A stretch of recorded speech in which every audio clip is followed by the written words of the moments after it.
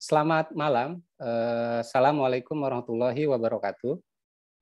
Kawan-kawan sekalian, Bapak Ibu dimanapun Anda berada yang bergabung di ruang virtual ini, kita kembali lagi untuk berbincang-bincang tentang salah satu buku yang ada di jadi latar background saya ini, latar belakang, jadi Cogs and Monster. Dari Diana Cole ya, yang mana buku ini merupakan buku terbaik ya, Financial Times Best Economic Books of the Year 2021. Dan pada malam hari ini, pada kesempatan ini sudah hadir bersama kita Arif Amin dari Pasca Sarjana FEM, Fakultas Ekonomi dan Manajemen IPB, lalu juga ada Ibu Telisa, sebenarnya Associate Professor ya, Ibu Telisa di FEB UI, lalu juga ada Pak Arif Budimanta sudah bergabung bersama kita. Nanti Pak Didin Damanhuri nanti kemungkinan akan menyusul. Saya kira untuk berbincang, saya akan pertama kali memberikan Amin untuk kesempatan pertama. Jadi kita mulai dari yang muda-muda dulu ya, ini Kang Amin.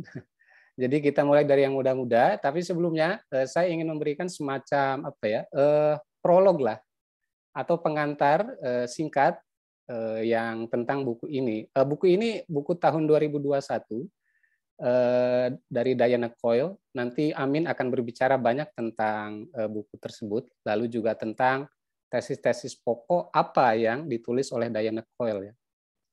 Tapi yang jelas bahwa ada satu, kalau kita baca pengantar-pengantar awal, itu kan sebenarnya Cole itu kan berangkat dari sebuah gambaran bahwa ekonomi itu kan kritik tentang ekonomi, bahwa ekonomi itu kan cuma sekedar soal untung rugi misalnya.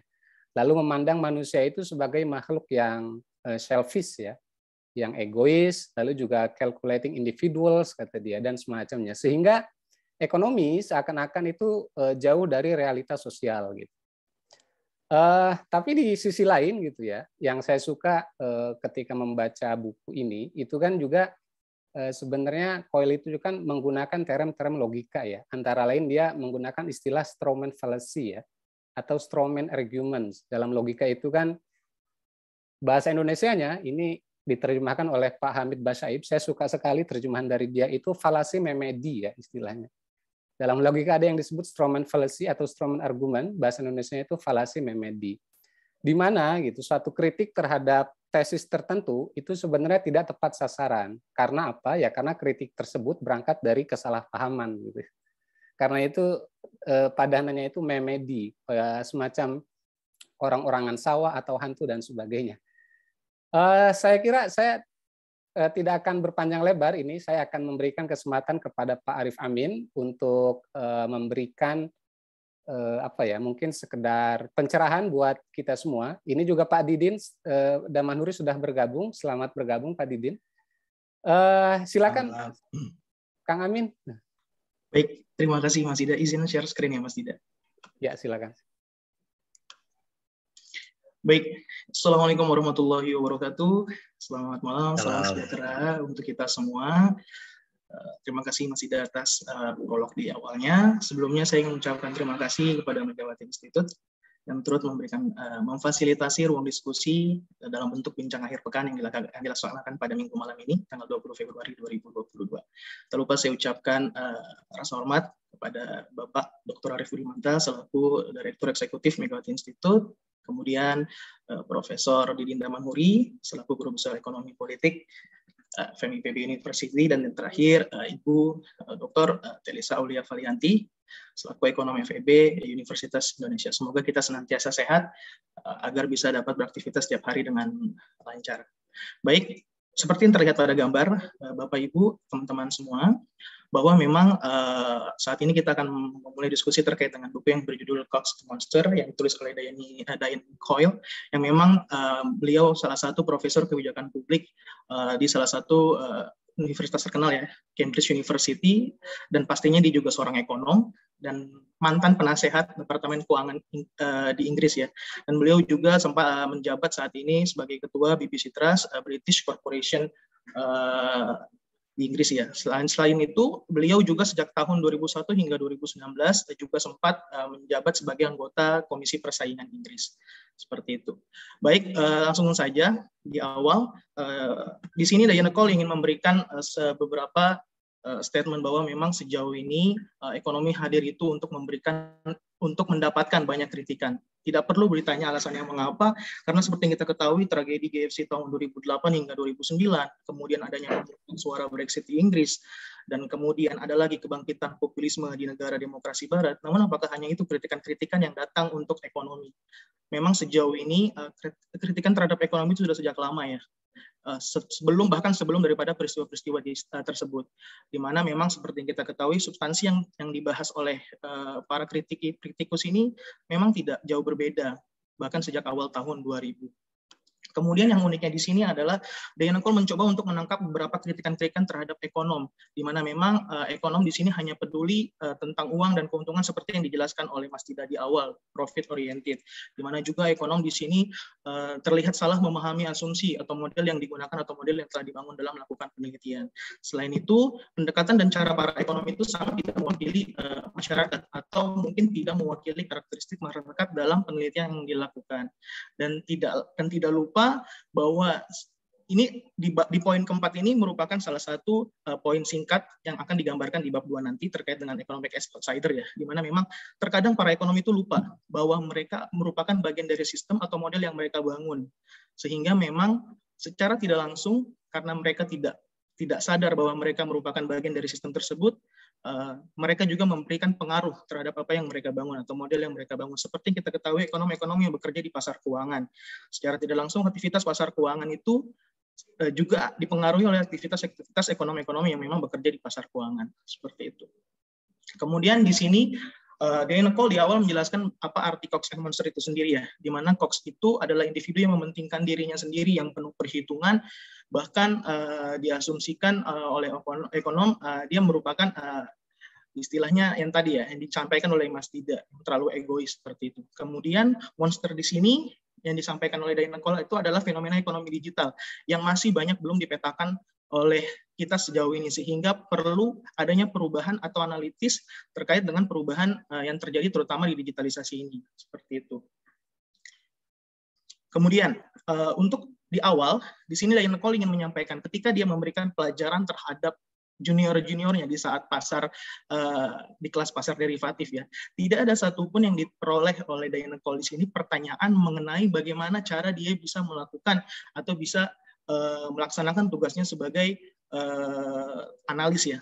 Yang ditanyakan terus oleh junior-juniornya adalah ya berapa banyak uang. Jadi seolah-olah seperti yang dijelaskan di awal bahwa memang ya manusia itu profit oriented. Sementara kalau kita lihat sejauh ini pasar secara luas itu dipandang menjadi sesuatu yang berbahaya secara fundamental bagi masyarakat. Nah, meski demikian, opini publik mayoritas terus mendukung ekonomi itu berbasis pasar. Namun ada di balik itu semua bahwa memang kapitalisme di awal abad ke-21 itu telah membawa ketidaksetaraan dan pengangguran, bahkan pekerjaan yang tidak menetap. Nah, kemudian di sini Diana Cole ingin menyampaikan bahwa terlihat bahwa ekonomi itu memberikan cerminan terhadap masyarakat atau objek masyarakat yang dilihat itu terlihat sempit ya dan cara berbeda. Sementara yang kita lihat bahwa memang kondisi sebenarnya masyarakat itu termasuk kelompok yang sangat individualis yang disampaikan oleh Gertak 2017. Mungkin memang dengan adanya pemahaman seperti itu, model yang digunakan itu justru memberikan atau membentuk ekonomi dalam citra yang dikandung oleh pembuat model itu sendiri yang secara tidak langsung yaitu ekonom.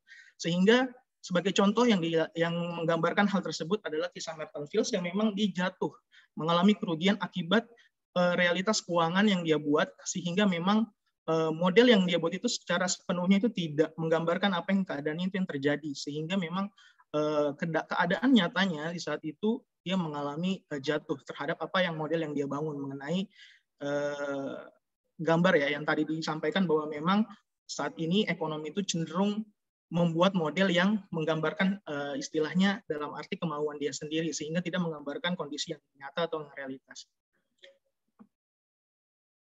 Nah, lanjut, pendekatan intelektual untuk keuangan sejak tahun 1970 ternyata memang belum memberikan kontribusi yang kecil terhadap perekonomian. Nah, pertanyaan besarnya adalah mengapa inovasi keuangan itu terbukti tidak menguntungkan bagi konsumen, sementara kalau kita lihat inovasi yang terjadi di beberapa sektor ekonomi lainnya itu justru akan memberikan hasil positif meskipun itu cepat atau lambat. Seperti itu. Manfaat inovasi itu biasanya disebarkan melalui persaingan, sedangkan di bidang keuangan itu terdapat kekuatan pasar yang cukup bagi pemodal untuk melakukan monopoli atau memperoleh keuntungan dan berlebih. Selain itu, inovasi keuangan itu meninggalkan regulasi yang efektif. Namun, itu memungkinkan adanya keserakahan, penipuan, kecerobohan, dan bahkan kepercayaan diri yang terlalu berlebih ya. Seperti itu.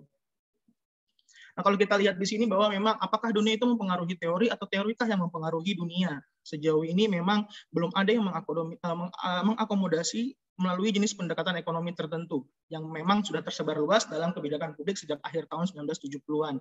Penekanannya adalah pasar sebagai prinsip pengorganisasian ekonomi dan khususnya itu free market. Pendekatan neoklasik justru cenderung mendikte filosofi regulasi tertentu, di mana memang pembuat kebijakan idealnya berusaha mengidentifikasi ketidaksempurnaan pasar tertentu yang mungkin akan mencegah pencapaian yang lengkap dan efisien. Kemudian, nah ini yang unik ya. Diana Cole di sini ingin menggambarkan bahwa memang pusat gravitasi telah berpindah dari teori ke pekerjaan terapan seperti yang kita ketahui, menjauh dari ekonomi makro ke ekonomi mikro dan menjauh dari abstraksi teoritis ke detail kelembagaan dan perilaku. Sementara memang kalau kita lihat ya memang seperti itu, harus utama ekonomi itu memiliki perubahan yang sangat begitu cepat ya, terutama dalam 2 dekade terakhir, seperti yang dilihat bahwa memang terjadi beberapa perubahan baik dari teori itu menjadi terapan, makro menjadi mikro, kemudian abstraksi teoritis menjadi kelembagaan dan perilaku. Namun memang pergeseran ini tidak berarti bahwa opini profesional secara profesional mayoritas telah meninggalkan pasar, tentu tidak. Namun sebagian besar ekonomi menganggap pasar secara umum sebagai cara yang lebih baik jika memungkinkan itu daripada intervensi langsung pemerintah dalam mengatur ekonomi. Nah, di sini Diana Cole menyampaikan bahwa memang paradoks inti dalam ekonomi kebijakan itu merupakan sebuah analisis ekonomi dan kebijakan itu selalu mengambil perspektif orang luar yang objektif, yang maha tahu katanya, yang bertujuan untuk memaksimalkan kesejahteraan. Namun di sini ketika mempraktikkan ekonomi melalui kebijakan publik, seorang ekonom itu tidak dapat menghindari dari model yang telah dia bangun atau yang telah dia bentuk. Kemudian ekonomi tidak mampu bertindak deus ex machina, seolah-olah masalah yang tidak selesai tanpa ada solusi tiba-tiba terselesaikan. Kemudian memang ya kebijakan itu memang harus diimplementasikan seperti yang kita ketahui pembuat kebijakan maupun ekonom saat ini. Karena memang implementasi kebijakan itu sangat sulit sehingga ada fenomena kegagalan pasar yang terkenal dengan kegagalan pemerintah yang terkenal dengan kegagalan pasar. Nah, terkait rediscovery of political economy. Sifat politik ekonomi kebijakan itu merupakan tuntutan langsung oleh politik. Politisi menciptakan permintaan, ekonom dengan senang hati menyediakan penawaran.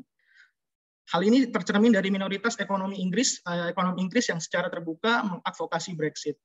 Intinya bahwa pembiasan tren intelektual di bidang ekonomi akademik melalui proses politik itu terkadang menyebabkan seperangkat ide menjadi terlalu dominan dan terlalu lama bertahan di dunia kebijakan.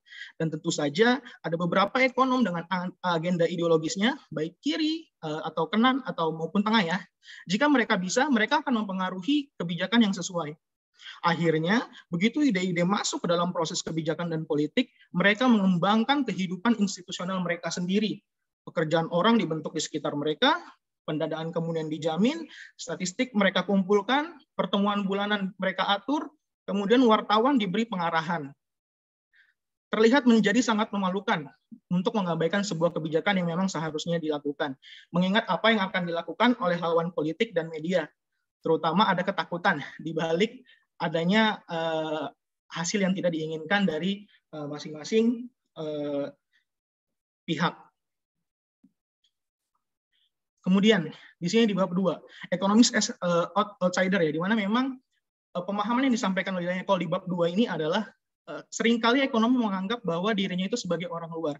Orang luar di sini adalah ekonom sering menganggap bahwa ketika mereka membuat model atau membangun model, seolah-olah mereka tidak terlibat di dalam model yang mereka buat atau bangun, seperti yang dijelaskan di awal, sehingga mereka terlihat melihat manusia itu secara objektif.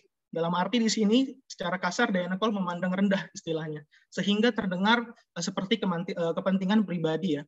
Nah, seorang filsuf dari Prancis itu Albert Camus itu melalui novelnya menyampaikan bahwa kita tidak bisa terpisahkan atau melepas diri dari masyarakat. Karena memang ekonomi itu harus terhubung kembali dan itu memang seharusnya bisa dilakukan. Nah, kemudian di sini adalah terkait dengan dilema status ekonom ya. Yang mungkin di sini juga ada yang lulusan ekonomi juga yang tidak bergerak di bidang ekonomi itu sendiri. Sebenarnya memang sebagian besar siswa itu mendapat gelar ekonomi, namun tidak akan menjadi ekonom seperti yang dijelaskan sebelumnya. Kebanyakan dari mereka yang melakukannya akan bekerja dalam bisnis atau dalam pelayanan publik. Salah satu tugas utama mereka adalah menilai dampak perubahan kebijakan atau intervensi lainnya. Bahkan seorang pengusaha mencoba untuk mengatakan bahwa memang lulusan-lulusan yang secara teknis itu sangat mampu dan dapat memanipulasi model. Tetapi yang sesungguhnya itu tidak dapat menerapkan apa yang telah mereka pelajari dalam konteks dunia nyata apapun. Itu karena mereka tidak terlibat dalam tadi konteks dunia dalam arti kebijakan ya, yang saat ini memang relatif rentan terhadap apa yang mereka profesi mereka sebagai ekonom. Sehingga memang mereka tidak memiliki keterampilan praktis dan tidak menyadari konteks atau sejarah-sejarah ekonomi baru-baru saat ini ya. Dan memang tidak diajarkan salah satu bidang ekonomi baru yang relevan dengan kebijakan, khususnya ya tadi temuan perilaku, bagaimana masyarakat itu berperilaku, terutama di abad ke-21 ini terjadi pergeseran yang memang sejatinya peran digitalisasi itu sangat pekat ya dalam kehidupan kita saat ini. Nah, di sini Diana Cole menyampaikan terkait dengan madness in our methodology atau kegilaan dari metodologi kita. Jadi istilahnya dia juga menyinggung dirinya sendiri ya, karena memang dia seorang ekonom, di mana memang sejauh ini anggapan bahwa model ekonomi itu tidak memenuhi standar dalam arti ketidakakuratan karena akibat penyederhanaan yang dilakukan secara berlebihan. Sehingga dengan seperti itu, ya mungkin memang seperti yang kita ketahui, matematika merupakan cara kita untuk mengekspresikan logika ya.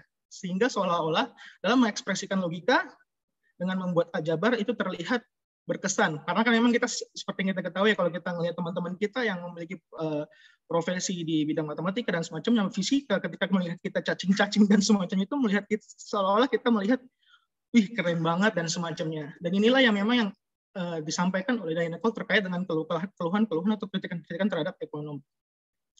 Seperti itu. Nah, di sini Diana Cole juga ingin menyampaikan terkait dengan hasil yang ditemukan oleh Ariel Rubinstein terkait dengan apa yang disampaikan dengan keterkaitan antara madness in our methodology. Seperti yang kita ketahui bahwa game teori atau teori permainan yang ditemukan oleh Nash, John Nash, yang memang teori yang memodelkan secara formal bagaimana perilaku seseorang dalam situasi strategis. Yang seperti yang kita ketahui adalah keseimbangan Nash ya, Nash equilibrium. Dan ternyata Ariel Rubinstein di sini melalui game yang dia buat, melalui game Travel Dilemma, dia melakukan bereksperimen lebih dari 13.000 responden. Ternyata memang hasilnya orang itu tidak berperilaku dalam kehidupan seperti yang diasumsikan dalam model game teori. Relatif sedikit yang berakhir pada hasil Nash equilibrium, yang kemudian itu yang diprediksi oleh teori permainan atau game teori. Sehingga memang di sini Ariel Rubinstein, salah satu ekonom daripada Israel, menyampaikan bahwa ya memang dalam melakukan modelisasi tidak semuanya itu pas terhadap pada kondisi atau karakteristik yang memang saat ini kita lakukan dalam melakukan pengamatan ya, dalam melakukan penelitian. Seperti itu. Memang secara keseluruhan ada banyak bukti bahwa memang konstruk manusia ekonomi rasional itu salah dalam keadaan tertentu, bahkan tidak valid dengan cara istilahnya seolah-olah. Yang terkenal yang kita tahu juga ya, istilahnya Homo economicus yang memang dikenalkan oleh Milton Friedman pada tahun 1966. Memang banyak ekonom mengakui pentingnya mengasumsikan asumsi model mereka tentang pengambilan keputusan yang memiliki hubungan lebih dekat dengan bagaimana orang yang memang sebenarnya membuat keputusan. Yang memang ini dikenal sebagai revolusi ekonomi perilaku. Jadi, apa yang disampaikan oleh Diana Cole ini setidaknya ini memberikan angin segar ya bagi dirinya dia sendiri dan bagi kita semua yang memang saat ini menjadi seorang ekonom. Memang seharusnya ekonomi itu tidak tergantung pada model, namun memang tidak juga harus fokus pada salah satu disiplin ilmu. Seharusnya bagaimana dia menyampaikan bahwa memang analisis itu harus dilengkapi dengan pendekatan naratif yang dalam kurung metode kualitatif, adanya elaborasi ilmu sosial lainnya seperti antropologi dan sosiologi. Jadi ya kombinasi alat-alat tersebut itu dapat memberikan pendekatan yang lebih kuat untuk evaluasi kausal. Oke, kemudian di bab 3 lanjut terkait dengan seperti yang dijelaskan sebelumnya ya, Homo economicus, AI, RATS itu ada rationality ya, dan humans. Di mana memang di sini Diana Cole menyampaikan melalui eksperimental gathering game yang dilakukan oleh perusahaan AI DeepMind. Dia mencoba untuk membuat bagaimana AI ini digambarkan sebagai agen yang seperti yang dijelaskan di awal ya, terkait dengan Cox, di mana memang apakah di sini game ini memperlihatkan bagaimana agen ini bisa mendapatkan apel dengan caranya dia sendiri. Nah, ternyata memang di sini dilihat dalam secara singkat apakah memang agen ini bekerja sama atau mendapatkan apel seperti itu, atau memang salah satu agen lainnya itu mengambil secara gratis, dalam arti ketika agen lainnya mengumpulkannya, dia memakan apel yang telah dikumpulkan oleh agen lain. Ternyata memang kalau misalnya dilihat bahwa memang aktor rasional dalam model ekonomi klasik dengan optimis terbatas, jika diaplikasikan ke dalam eksperimen, itu menghasilkan hasil yang memang tergantung pada ketersediaan apel.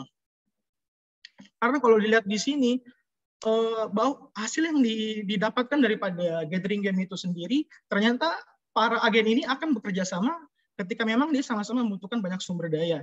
Sementara ketika sumber dayanya langka, mereka enggan untuk bekerja sama. Dan terlihat bahwa ketika sumber daya itu langka, mereka saling berperang untuk mendapatkan apel, sehingga memang ya tadi ini yang memberikan bukti ya bahwa memang seorang AI pun ketika diprogramkan juga memiliki insting rasionalitas, sehingga memang ya digambarkan dari gathering game ini yang dilakukan oleh salah satu perusahaan AI DeepMind, bahwa memang ya ketika sumber daya langka akan terjadi chaos ya, di mana memang keinginan kebutuhan sendiri itu selalu diutamakan seperti itu, sehingga memang ketika sumber daya langka ya mau tidak mau terlihat bahwa enggan untuk bekerja sama, karena di sini kalimatnya kerjasama menjadi lebih mahal, sehingga ya scarcity terlihat sangat jelas ya bahwa memang akan menimbulkan istilahnya interaksi sosial yang dalam tanda kutip negatif.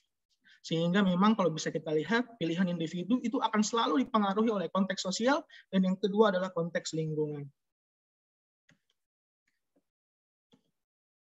Nah, kemudian di sini dari penjelasan tersebut, memang hasil pasar yang tampak itu seolah-olah merupakan hasil pilihan rasional, seperti yang dijelaskan tadi di awal, bahwa memang ketika sumber daya itu langka, ya memang mereka akan berusaha untuk mendapatkan apa yang diinginkan, terutama kalau dalam DeepMind tadi gathering game itu adalah apel ya, seperti itu. Terkadang memang muncul ketika pilihan sepenuhnya itu irasional, baik acak atau tidak berubah. Seperti itu. Nah, ekonomi positif pada prinsipnya tidak bergantung pada posisi etis dan pilihan normatif tertentu. Tugasnya itu adalah menyediakan sistem generalisasi yang dapat digunakan untuk membuat prediksi yang benar tentang konsekuensi dari setiap perubahan keadaan. Kemudian kinerja itu harus dinilai secara presisi ya, baik dari ruang lingkup dan kesesuaian dengan pengalaman prediksi yang dihasilkannya. Sehingga memang seperti yang diketahui, ekonomi positif itu adalah ilmu objektif yang memang pengertiannya persis sama dengan ilmu fisika manapun. Nah, kemudian seperti yang diketahui bahwa memang ekonomi itu tidak terlepas dari masalah normatif. Seperti yang kita ketahui, membangun jalur kereta api baru melalui lapangan yang hijau itu dibutuhkan alat analisis seperti cost benefit analysis atau analisis biaya manfaat, atau juga mengatur standar keamanan produk perusahaan atau yang bisa kita sebut kebijakan peraturan. Kemudian mencegah swasta itu bertransaksi ketika satu. Sorry ini Pak Amin, bisa dipersingkat? Siap, Mas. Oke, lanjut ya. Kemudian memang di sini menjelaskan bahwa memang para ekonom itu juga memiliki nilai dan pandangan mereka sendiri.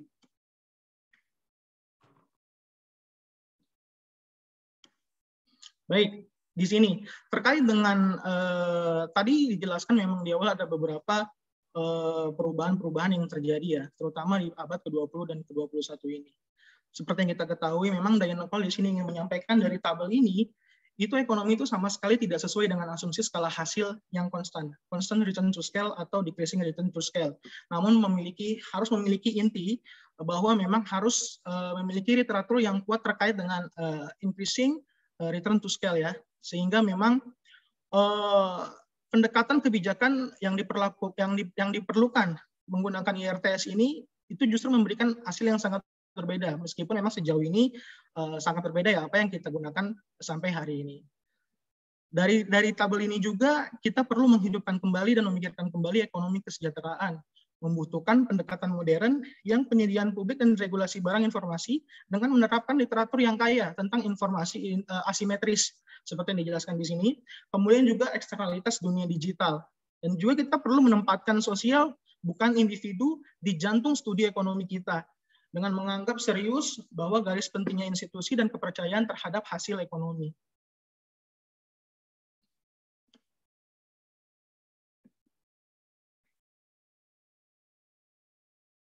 Nah, kemudian di sini Diana Cole ingin menyampaikan bahwa memang ekonomi itu sekarang membutuhkan teori dan bukti tentang tindakan yang akan menciptakan hasil yang lebih baik di saat memang pemerintah dan pasar pasti akan gagal. Seperti yang kita ketahui memang perhitungan itu sulit dilakukan. Seperti yang kita ketahui memang membangun model. Jadi itu di sini Diana Cole ingin menyampaikan bahwa tidak sepenuhnya dalam melakukan secara matematis modeling itu dianggap sesuatu hal yang menjauh daripada kenyataan di luar model ya. Seperti yang kita ketahui di awal tadi. Di sini Diana Cole menyampaikan bahwa melakukan modeling dan semacamnya itu tidak merupakan sesuatu hal yang tidak mudah. Sehingga memang perlu diapresiasi juga karena seperti yang kita ketahui global financial crisis yang terjadi tahun 2008 hingga 2009 itu juga merupakan salah satu hadiah seorang ekonom dalam arti mereka melakukan analisis dan semacamnya sehingga dampak krisis yang terjadi itu tidak terasa secara signifikan dibandingkan krisis-krisis yang terjadi di sebelumnya. Namun di sini Diana Cole ingin menyampaikan bahwa analisis universal ini bukan merupakan solusi dari tantangan kebijakan, di mana memang dalam mengatasi tantangan tersebut akan mengubah ekonomi itu kembali dari teknokrat menjadi ekonomi politik. Di sini memang arahnya Diana Cole menyampaikan bahwa memang ekonomi itu akan kembali kepada ekonomi politik, sehingga memang perlunya keselarasan antara ekonomi dan politik. Dan terakhir di sini Diana Cole menyampaikan sangat bagus ya, terutama di afterword dia menyampaikan bahwa teruntuk para ekonom saat ini, terutama mereka yang bekerja dalam peran kebijakan untuk lebih memperhitungkan cara tindakan mereka sendiri dalam mengubah ekonomi. Sehingga tadi yang di bab 2 ekonomi as outsider seharusnya juga dirasakan oleh para ekonom, sehingga memang di sini mereka harus terlibat dalam konteks mengubah ekonomi. Kemudian memperhatikan sifat refleksif dari reaksi masyarakat terhadap intervensi kebijakan yang berubah-ubah, atau lebih luas lagi dengan membentuk iklim ide-ide yang mempengaruhi norma-norma perilaku. Sehingga memang tepat di bab awal tadi dijelaskan bahwa perlu adanya elaborasi ilmu sosial seperti antropologi dan sosiologi. Mungkin terima kasih itu Mas Dida. Mohon maaf apabila ada kekurangan. Assalamualaikum warahmatullahi wabarakatuh. Waalaikumsalam warahmatullahi wabarakatuh. Terima kasih Bung Amin ya. Sebenarnya menyimak kalau waktu nggak terbatas, menyimak Amin ini serasa kita baca buku seluruhnya itu Min. Jadi ngomong ya. Jadi nanti orang-orang tuh nggak mau baca bukunya kalau semuanya dibahas oleh Amin ya. Kira-kira seperti itu. Ya baik kawan-kawan, ini rekaman perlu saya informasikan bahwa rekaman ini nanti bisa dilihat kembali di kanal YouTube Megawati Institute. Lalu juga rekaman audionya itu memang kita jadikan siniar di Spotify, lalu juga di Google Podcast dan juga Apple Podcast. Jadi tidak perlu minta rekamannya lagi, nanti bisa dikunjungi saja kanal Megawati Institute ya. Entah itu berbentuk siniar maupun yang ada di YouTube. Untuk selanjutnya saya ingin mempersilakan Ibu Telisa untuk menyampaikan semacam perspektif terutama dari disiplin ilmu ekonomi yang selama ini digeluti oleh Ibu Telisa. Silakan Ibu Telisa. Baik, terima kasih. Assalamualaikum warahmatullahi wabarakatuh. Salam sejahtera, selamat malam untuk kita semua. Ya, selamat malam. Di sini sudah ada Bapak Arief Budimanta yang saya hormati, kemudian Bapak Profesor Didin Damhuri, kemudian Mas Arief Amin nih, Caprof ya. Mudah-mudahan nih dengan review buku ini ya, jadi bisa nanti menjadi ekonom baru yang lebih yang lebih bisa menyelesaikan kebijakan, yang lebih bisa multidisiplin lagi ya. Dan Mas Dida juga terima kasih tadi perspektif insight di awal ya mengenai tadi istilahnya unik ya, kalau bagi saya yang sangat lebih ke sehari-hari ekonomi ya, banyak hal yang memang ternyata masih perlu kita pelajari. Dan untuk teman-teman semua di sini selamat malam, terima kasih. Sudah kita sama-sama nih mendengarkan reviewnya Mas Arief tadi terkait buku yang sangat bagus sekali ini ya. Nah, kalau dari saya mungkin ada beberapa nanti yang akan di-present sebagai pendapat tambahan. Namun sebelum itu mungkin sedikit ya, tadi Prof. Dianokol ini kan seorang ekonom. Jadi kalau saya melihat buku ini merupakan kritik dari ekonom untuk ekonom ya, gitu. Karena seringkali ada juga yang mengkritik ekonom bukan dari ekonom gitu. Jadi salah satu keunikan dari buku ini bahwa kritik ini dimunculkan dari ekonom sendiri gitu ya, yang sudah merasakan bagaimana perjalanan dan dinamika dari ilmu ekonomi itu sendiri. Kemudian tadi Dianokol ini kan juga seorang praktisi, pernah bekerja juga di pasar keuangan. Jadi dia lengkap sekali ya, kebijakan publik, pasar keuangan, juga akademisi. Jadi dia juga apply di kebijakan. Jadi dia sebetulnya punya 3 perspektif itu. Makanya dia bisa melihat apa sih plus minus dari masing-masing. Dan ini ternyata kita nggak bisa hanya melihat dari satu perspektif begitu ya. Jadi itu yang pertama ya, komentar saya terkait dengan buku ini. Kemudian yang kedua, dia menyandingkan gitu ya antara Cox dengan Monster gitu. Jadi Cox tadi Mas Amin sudah menyampaikan bahwa berjalannya individu dengan segala dinamika dan rules-nya. Kemudian di satu sisi sekarang kita sedang menghadapi raksasa monster digital. Nah, itu bagaimana ya menghadapi hal tersebut gitu. Dan kemudian tadi banyak kritik kepada, karena saya sendiri punya background di sektor keuangan ya, maksudnya teori yang saya ambil itu kan kebanyakan karena kekhususan saya ekonomi moneter pasti juga banyak berkaitan dengan keuangan. Nah, tadi banyak kritik di situ, salah satunya disebutkan bahwa ekonom di pasar keuangan hanya peduli dengan keuntungan gitu ya, karena KPI utamanya memang keuntungan ya Mas Amin, maksudnya dari ya ketika kita bekerja di sektor keuangan, kalau kita rugi ya digebukin sama investor gitu kan. Memang itu hukumnya seperti itu gitu istilahnya ya. Jadi memang rule of the game-nya seperti itu. Nah, cuma di sini ada batasan-batasan di mana manusia tentu tadi, misalkan kalau kita bicara pasar keuangan kan seringkali kehancuran pasar keuangan tuh karena greedy behavior misalkan. Nah, ada yang disebut sebagai market discipline. Sebenarnya dari ilmu ekonomi sendiri sudah menyiapkan pagar-pagarnya gitu agar ini juga tidak terlalu berlebihan.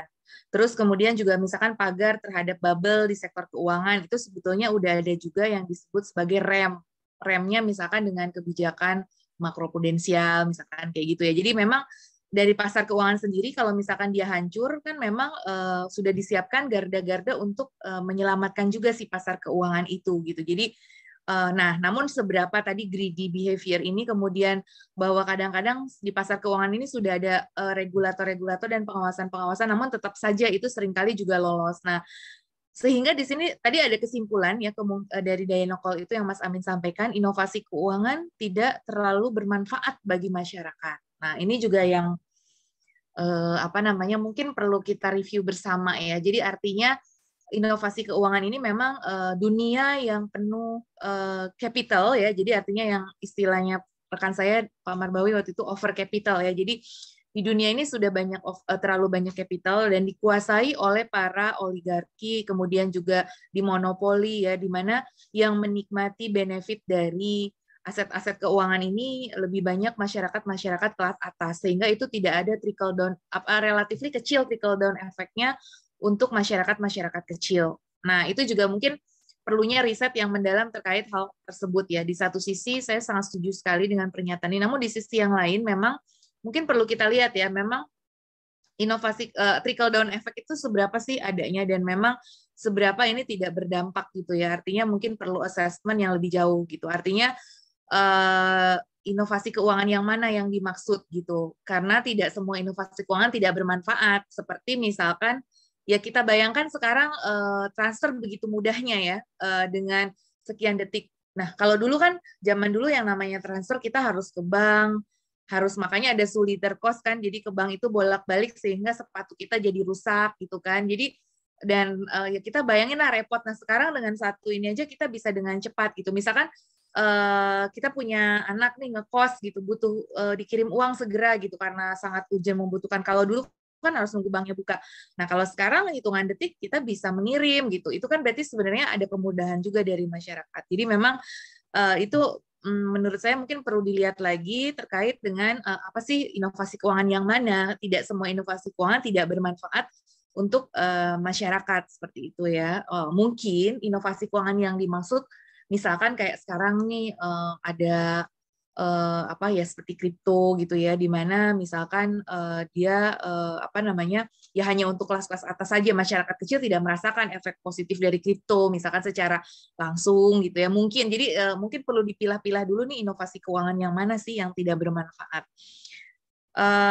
Kemudian dari sisi metodologi, nah ini mungkin saya mau share screen sedikit ya, izin sebentar aja karena tadi bahannya dari Mas Amin sudah cukup banyak ya. Ini saya hanya mau menyajikan sedikit ya terkait dengan ini. Misalkan tadi Mas Amin kan membahas tentang metodologi ya. Memang ya mungkin di IPB, di UI ya kita semua di fakultas-fakultas ekonominya ya, di yang universitas-universitas yang jadi benchmark di nasional misalkan, kita seringkali memang menggunakan textbook yang beraliran kepada market gitu ya, dan kemudian metodologinya. Belum muncul itu, Bu Talisa. Kenapa? Belum. Belum ya, ini belum, ini lagi masih proses. Okay. Ya. Nah, jadi istilahnya tadi masih banyak apa textbook kita memang mengikuti mainstream ya, di mana textbook market basis ya yang dari barat gitu kan. Nah, itu mungkin perlu dilengkapi. Nah, kemudian dari sisi metodologi tadi kan penekanannya di sisi kuantitatif gitu ya, sehingga kualitatifnya itu menjadi kurang, narasi menjadi kering gitu kan. Nah, ini memang kalau kita lihat, saya coba kumpulin nih, maaf nih hanya screenshot aja nih dari kumpulan yang ada di Wikipedia gitu ya, daftar peraih Nobel gitu, misalkan dari tahun 69 nih. Nah, kalau kita lihat peraih Nobel ini yang dihargai secara ini juga memang di bidang yang kuantitatif tadi ya, jadi kayak model dinamis serapan untuk analisis proses ekonomi gitu ya, Tinbergen dengan Tinbergen rule modelingnya, Paul Samuelson juga ya, kemudian Simon Kuznets, John Hicks itu terkenal dengan Hicksion-nya gitu ya. Jadi Kenneth Arrow ya. Jadi ini memang kalau kita lihat apa namanya memang pada modeling gitu ya ininya penekanannya. Dan yang terakhir kalau kita lihat juga misalkan yang belakangan gitu ya, yang apa namanya yang ada ini langsung aja ke misalkan ke webnya ya. Ini yang belakangan ini ya, yang baru-baru ini. Kalau 95 ini cukup revolution kalau di dalam ekonomi kan, di dalam Ratex itu kan Robert Lucas ya, dia juga mengkritik, ada yang namanya Lucas kritik. Nah, ini juga salah satu contoh ekonom yang mengkritik ekonom. Nah, ini salah satu contohnya Lucas kritik.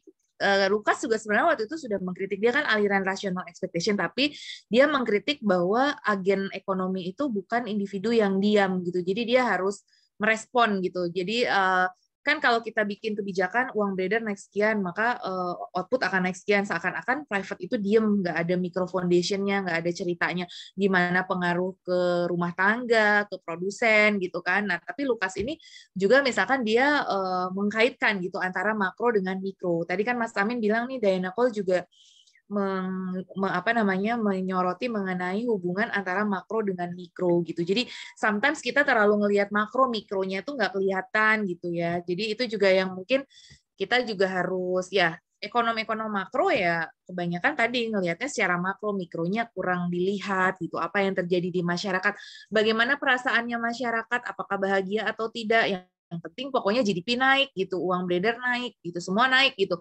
Tapi apakah masyarakat merasa bahagia dengan kenaikan tersebut? Nah, itu memang yang perlu dilihat ya. Dan ya Merton ini apalagi modeling keuangan banget ya. Jadi teori dan metode ini memang kalau kita lihat Ya dan dari negara-negara maju ya memang ini mainstream ya, modeling Asgard gitu kok, integrasi gitu ya, ini yang kita pelajari ya. Kitlan ya itu juga time consistent policy itu modeling juga. Robert J. Allman analisis permainan tadi, game teori ya, analisis permainan dan teori ya tadi juga disampaikan.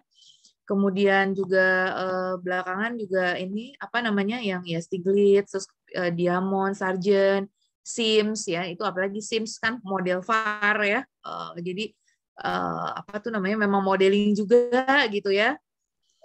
Paling ini Ben Holmström nih Finlandia agak sedikit beda ya, kontribusi pada teori kontrak. Nah, ini ada perilaku kontrak behavioral tadi. Nah, ini baru muncul nih belakangan ini Angus Deaton, itu kan juga memang ke behavioral economics ya, konsumsi, kemiskinan, kesejahteraan gitu ya.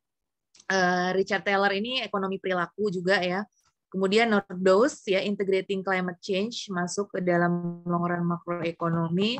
Romer, nah baru nih kemiskinan ya 2019 seperti Banerjee, Duflo seperti kita ketahui ya.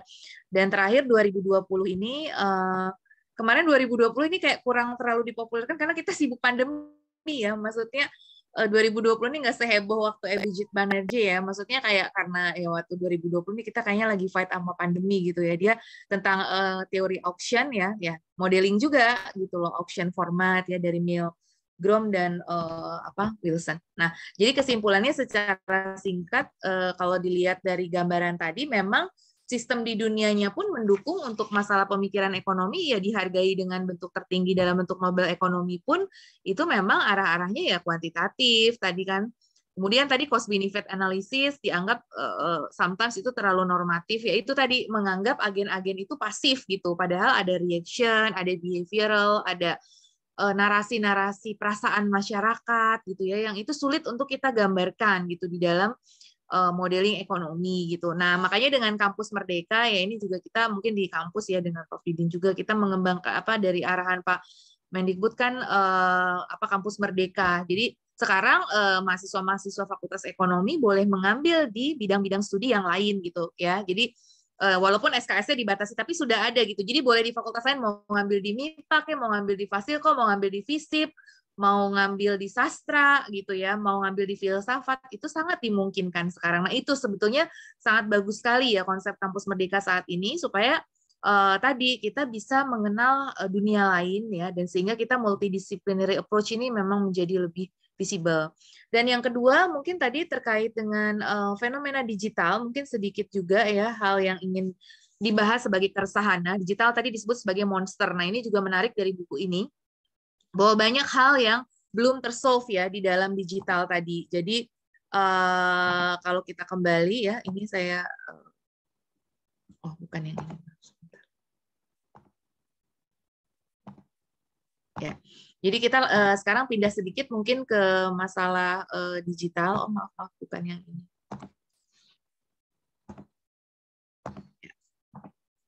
Ya, tadi terkait dengan kritik-kritiknya ya, kemudian mungkin yang digital ya, kita langsung kepada yang digital.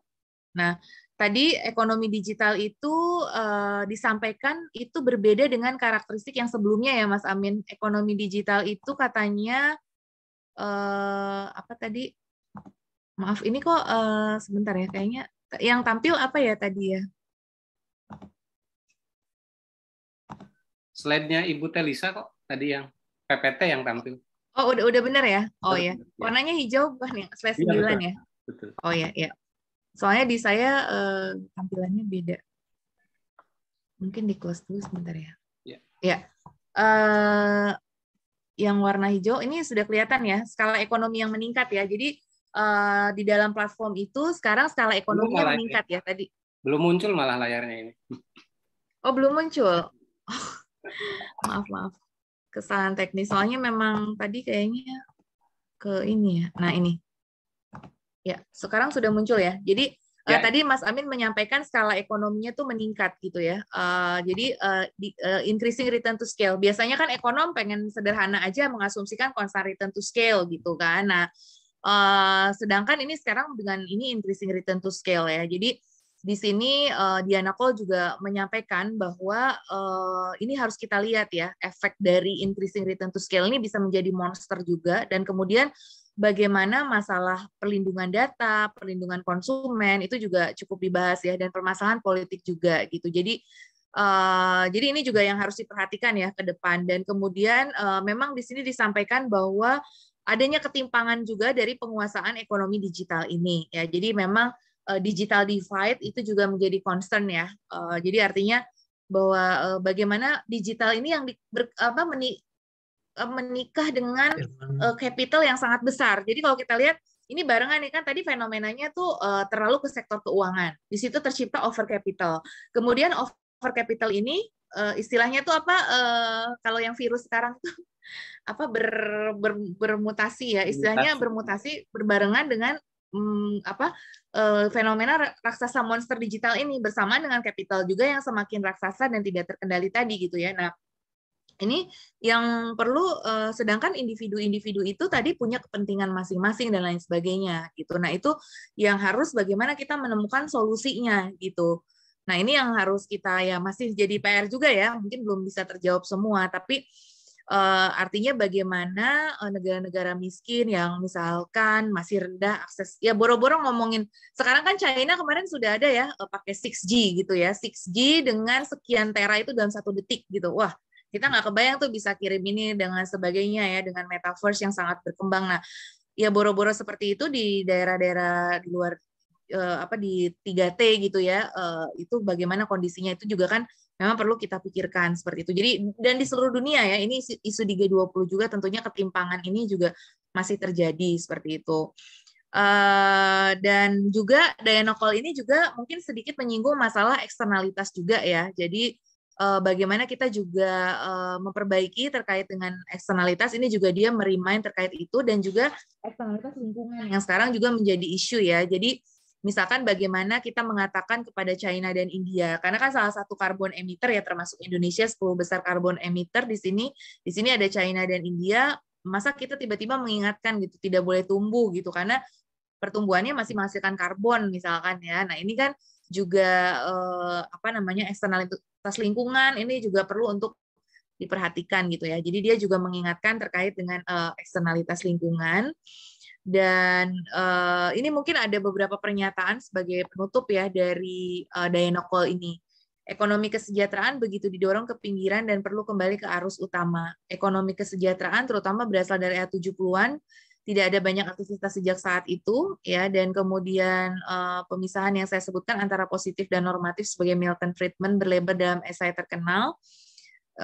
Dan sesuatu yang berasal dari positifmologis tahun 30-an, dan Lionel Robin dan Keynes sangat dipengaruhi oleh itu. Jadi kalau kita cerita sejarah ini bagaimana tentang ekonomi kesejahteraan, juga terkait ekonomi institusional ya, saya juga selalu menyorot bahwa ya kita karena terlalu modeling, terlalu mekanistis, itu aliran-aliran institusionalis ini juga seperti terlupakan dari paradigma yang mainstream gitu ya, terkait dengan aliran-aliran institusionalis, kelembagaan gitu ya. Jadi itu juga yang mungkin menjelaskan ya terkait dengan bahwa tadi aliran-aliran itu masih kepada kuantitatif, dan kemudian juga masih terlalu fokus kepada yang sangat global ya. Dan tadi mungkin sedikit juga menyoroti resep global ya, yang universal tadi yang sudah disampaikan oleh Mas Amin juga.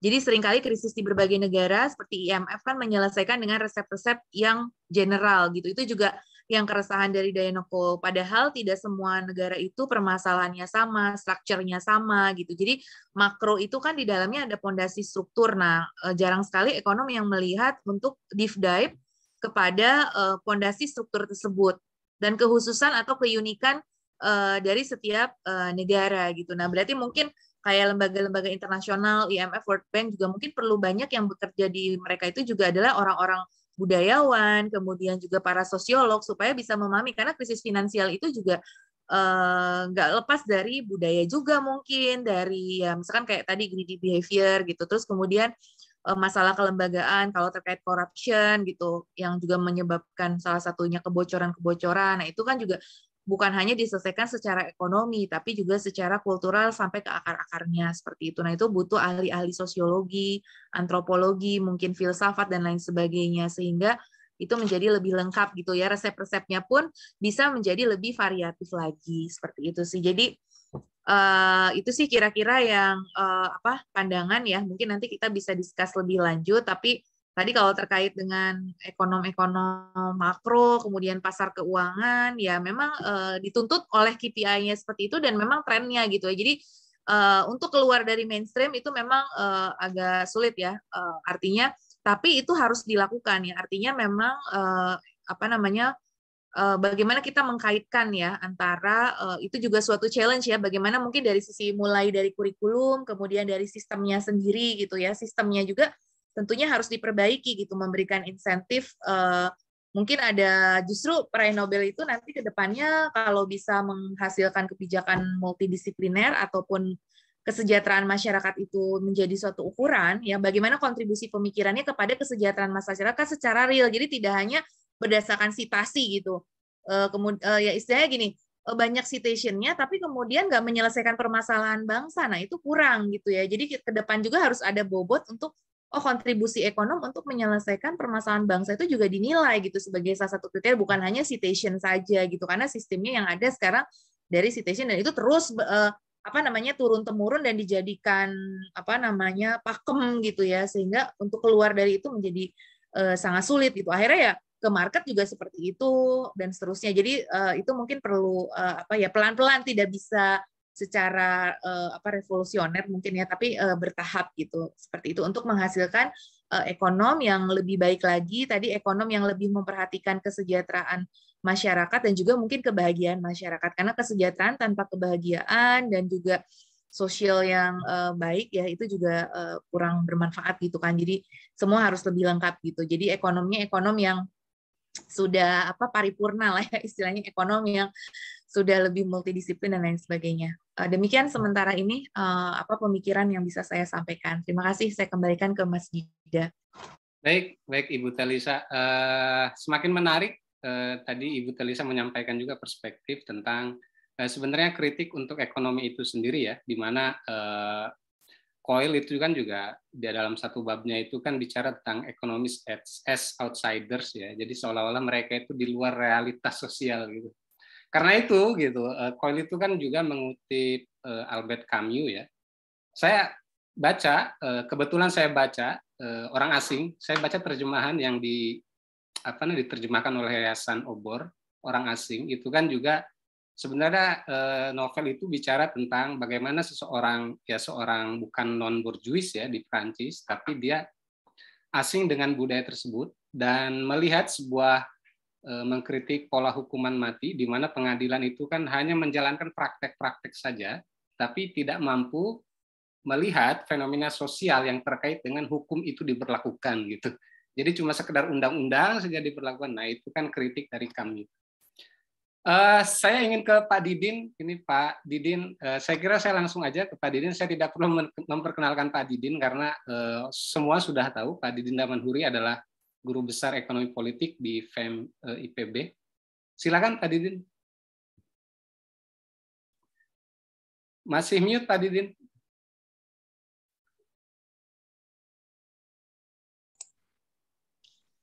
Baik, terima kasih. Assalamualaikum warahmatullahi wabarakatuh.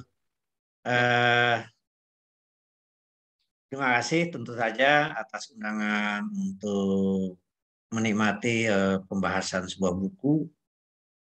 Tadi sudah disampaikan yang khusus membedahnya, dan Lisa ini terakhir ini saya sering ketemu ya di Lemhanas kita. Dan Pak Arifudimanta dan teman-teman lain yang malam ini kita nikmati minggu malam. Jadi Daini Kuil ini saya kira merupakan sebuah seorang ekonom yang melanjutkan tradisi kritik gitu. Walaupun mungkin ini sangat ekonomis kritiknya ini karena dia adalah juga pemain di pasar dan sangat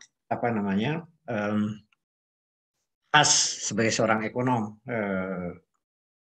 menguasai kuantitatif, kemudian keuangan dan sebagainya. Sehingga pembedahannya pun ketika dia memberikan pembedahan masalah-masalah dampak dari pemikiran maupun kebijakan ekonomi, makro maupun mikro, itu sangat terasa pada mereka para mahasiswa yang memang bergelut secara kuantitatif, kemudian sangat memahami environment dalam market ekonomi, dalam pasar keuangan, bahkan dikaitkan pula terakhir dengan digitalisasi ekonomi digital. Sebenarnya kalau mengikuti tradisi kritik itu mungkin sudah berlangsung setidak-tidaknya yang saya rasakan, yang saya lihat, yang saya baca, itu berarti sudah 50 tahun ya tradisi kritik ini berlangsung. Karena kalau kita flashback itu mulai gugatan-gugatan terhadap pemikiran ekonomi yang notabene sering mengabaikan masalah-masalah sosial, sangat reduksionis, sangat kuantitatif, mengabaikan etik dan lain sebagainya, itu sudah dimulai akhir 70 sebenarnya. Awal 70 ya, ketika Gunnar Myrdal, orang pemegang hadiah Nobel yang tadi tidak diutarakan oleh Bu Telisa, adalah bagaimana ekonomi yang dia meneliti sekitar 8 tahun di Asia Selatan. Kalau lihat latar belakangnya juga dia bukan sepenuhnya ekonom, karena dia juga seorang aktivis Partai Sosialis Demokrasi di Swedia dan menemukan apa yang disebut dengan Asian drama, gitu ya, yang tebal 3 jilid, dan menguak tentang kemiskinan di Asia Selatan dan Timur dan Tenggara, begitu. Dan pemikiran bagaimana mengatasi yang disebut vicious cycle of underdevelopment itu, negara dunia ketiga terlibat dalam lingkaran keterbelakangan, beda dengan Ragnar tahun 52 yang membuat vicious cycle of poverty dan kemudian melegitimasi tentang masuknya modal asing ke negara-negara berkembang. Ini yang sangat liberal. Kemudian pidato hadiah Nobelnya tahun 71 kalau nggak salah, Myrdal membalikan keadaan bahwa untuk negara-negara yang terbelakang, yang miskin, itu kalau disuruh menabung seperti kata Ragnar karena rate of saving-nya atau public saving-nya rendah di negara berkembang dan terus harus menabung, maka yang terjadi adalah kurang gizi karena dia bergaul dengan masyarakat miskin di India, di Asia Selatan dan sebagainya. Orang miskin ini sedemikian miskinnya sehingga gizinya kurang. Nah, justru yang harus dilakukan munculnya pemikiran bahwa negara yang harus menyelesaikan kemiskinan ini dengan memberikan gizi yang cukup dan kemudian pendidikan juga yang cukup. Jadi awalnya dua komponen ini yang kemudian kemudian menginspirasi apa yang disebut basic need approach. Pada tahun 76 ILO mengadopsi ini. Jadi sangat kualitatif walaupun kuantitatifnya dipertanggungjawabkan semua gitu. Jadi sebenarnya sejak Gunnar Myrdal itu dikotomi kuantitatif kualitatif harusnya sudah berakhir. Harusnya karena ada sangat meyakinkan sekali dan kemudian bahkan ILO mengadopsinya tentang basic need approach di dalam penyelesaian masalah pembangunan di dunia ketiga.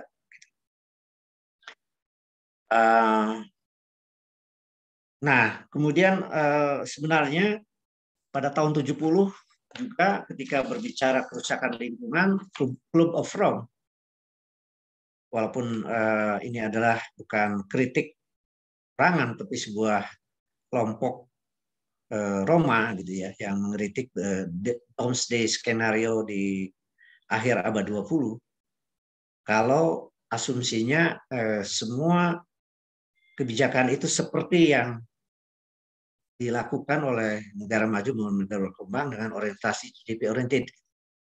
Maka yang terjadi adalah kiamat sumber daya alam gitu. Akhir abad 20. Tapi walaupun tidak terjadi, tapi kritik itu adalah sumbangannya kemudian membuat semacam otokritik di dalam berbagai strategi pembangunan di negara-negara maju maupun negara berkembang yang lebih memperhatikan soal lingkungan. Dan karena setelah itu kemudian gagasan-gagasan tentang misalnya GDP, ya, kemudian Indonesia itu kalau nggak salah ada penelitian tahun 2000-an ya di berbagai provinsi yang oleh BPS, entah kenapa itu tidak dilaksanakan. Mungkin politis ya, karena kalau kita melakukan GDP, maka Indonesia sebenarnya tidak setinggi itu, karena sudah di-deflated oleh pengurangan sumber daya alam, akibat dari pembangunan yang ekstraktif. Itu kritik itu tahun awal 70. Saya masih ingat itu bukunya dan melahirkan Otto Sumarwoto, juga pemikir ekologi pertama, dan kemudian di semua perguruan tinggi berkembang tentang studi lingkungan, pusat studi lingkungan di berbagai perguruan tinggi. Kemudian juga Club of Rome itu limit of growth ya, jadi batas-batas pertumbuhan, dan di bahasa Indonesia kan juga saya masih ingat itu pengaruhnya cukup besar. Kemudian pada tahun yang agak belakangan itu Anthony Giddens, itu dari Inggris juga ya, juga memikirkan tentang tadi, jadi negara kesejahteraan yang oleh Weil itu kan sebagai semacam keluar ya, untuk keluar dari jebakan ekonomi neoklasik gitu. Anthony Giddens tahun 98 mengkritik tentang model negara kesejahteraan ala Eropa sebagai post material society. Jadi yang anehnya, karena berbagai negara Eropa itu mencapai semacam kemajuan di dalam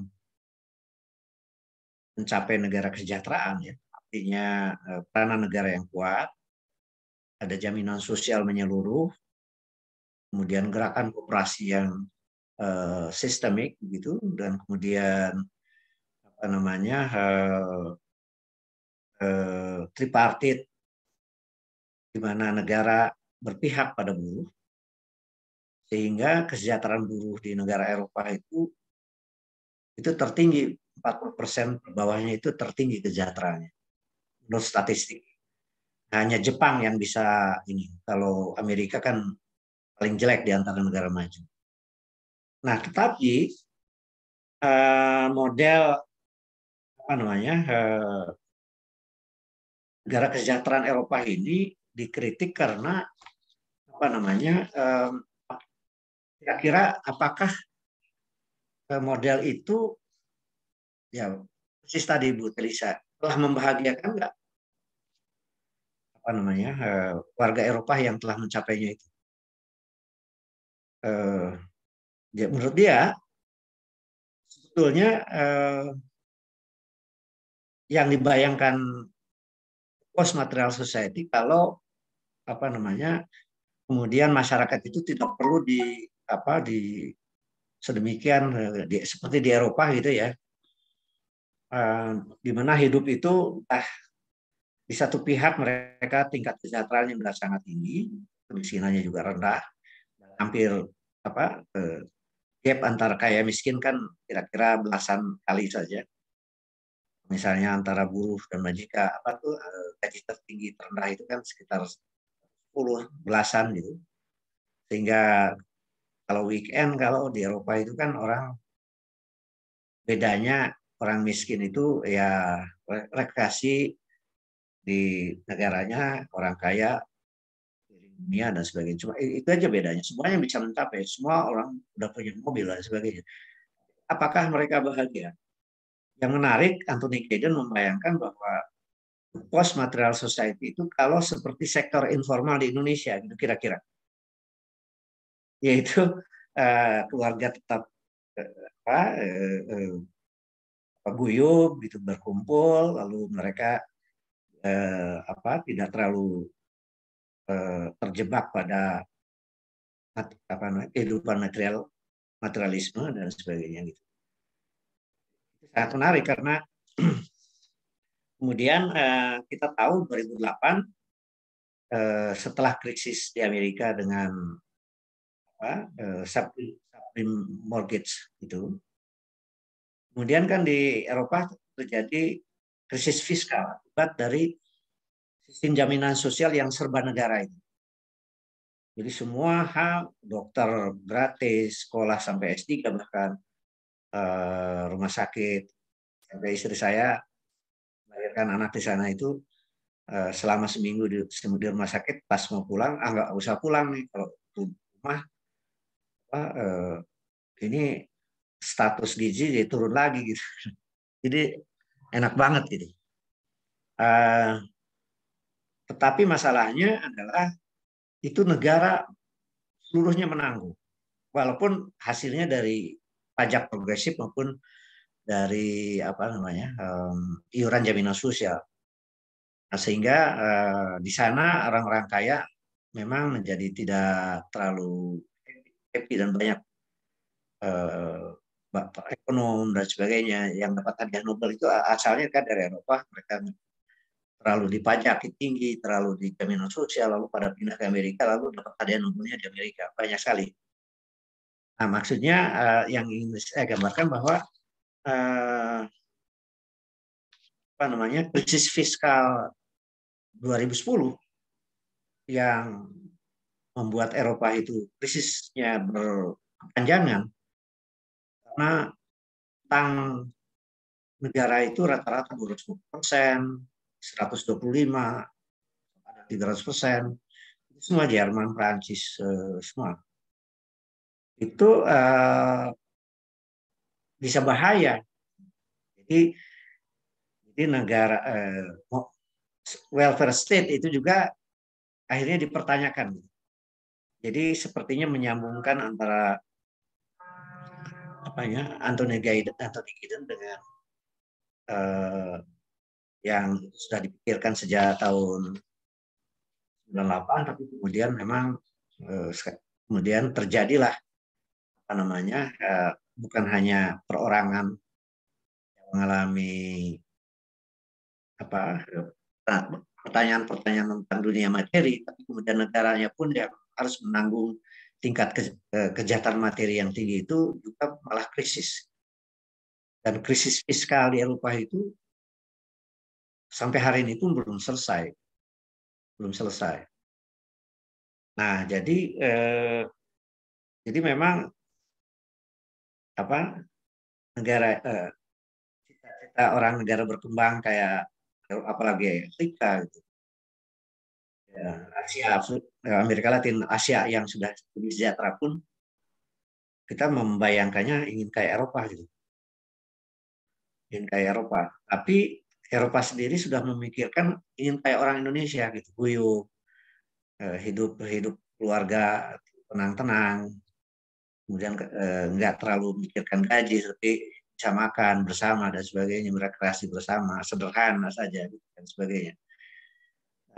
Jadi memang apa namanya, ekonomi itu menurut saya seperti yang kita ikuti di dalam perkuliahan sejak semester pertama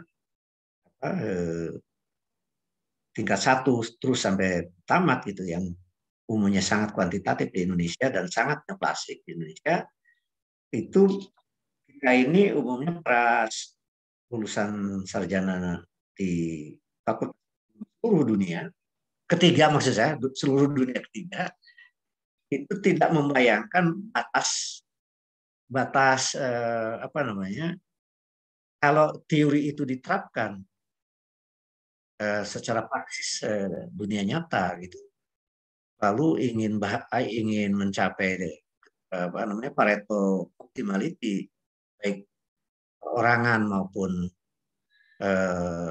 apa namanya, dunia usaha, negara, mencapai tingkat bersama. Sebenarnya Eropa nggak mau gitu, kayak gitu. Dan sebenarnya mereka itu bukan itu mau dicari, malahan ada di Asia. Nah, maksud saya ketika saya lulus S3 di sana, kebetulan dibimbing oleh atau di studi Asia saya selesai, dan saya berkumpul dengan para sering seminar dan sebagainya dengan para guru besar yang disebut dengan French School, yang memikirkan tentang teori-teori regulasi dan sebagainya, yang mereka sebut sebagai heterodox economics. Heterodox economics, yang intinya heterodox economics ini adalah sebuah homogenitas yang disyaratkan oleh neoklasik itu menjerumuskan. Jadi heterodox economics sebagai bahasa lain dari sebenarnya ekonomi itu harus bersifat plural. Jadi ingat ke Karl Polanyi ya, bahwa plural economics, baik antar negara maupun di masyarakat sendiri. Jadi kita akan, kebetulan saya sekarang sedang ada FGD yang kelima ya, tentang Nusantaronomics itu.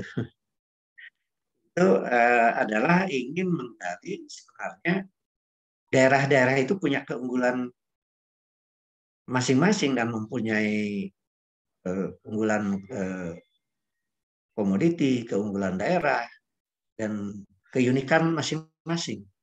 Tidak perlu ada generalisasi tentang homogenitas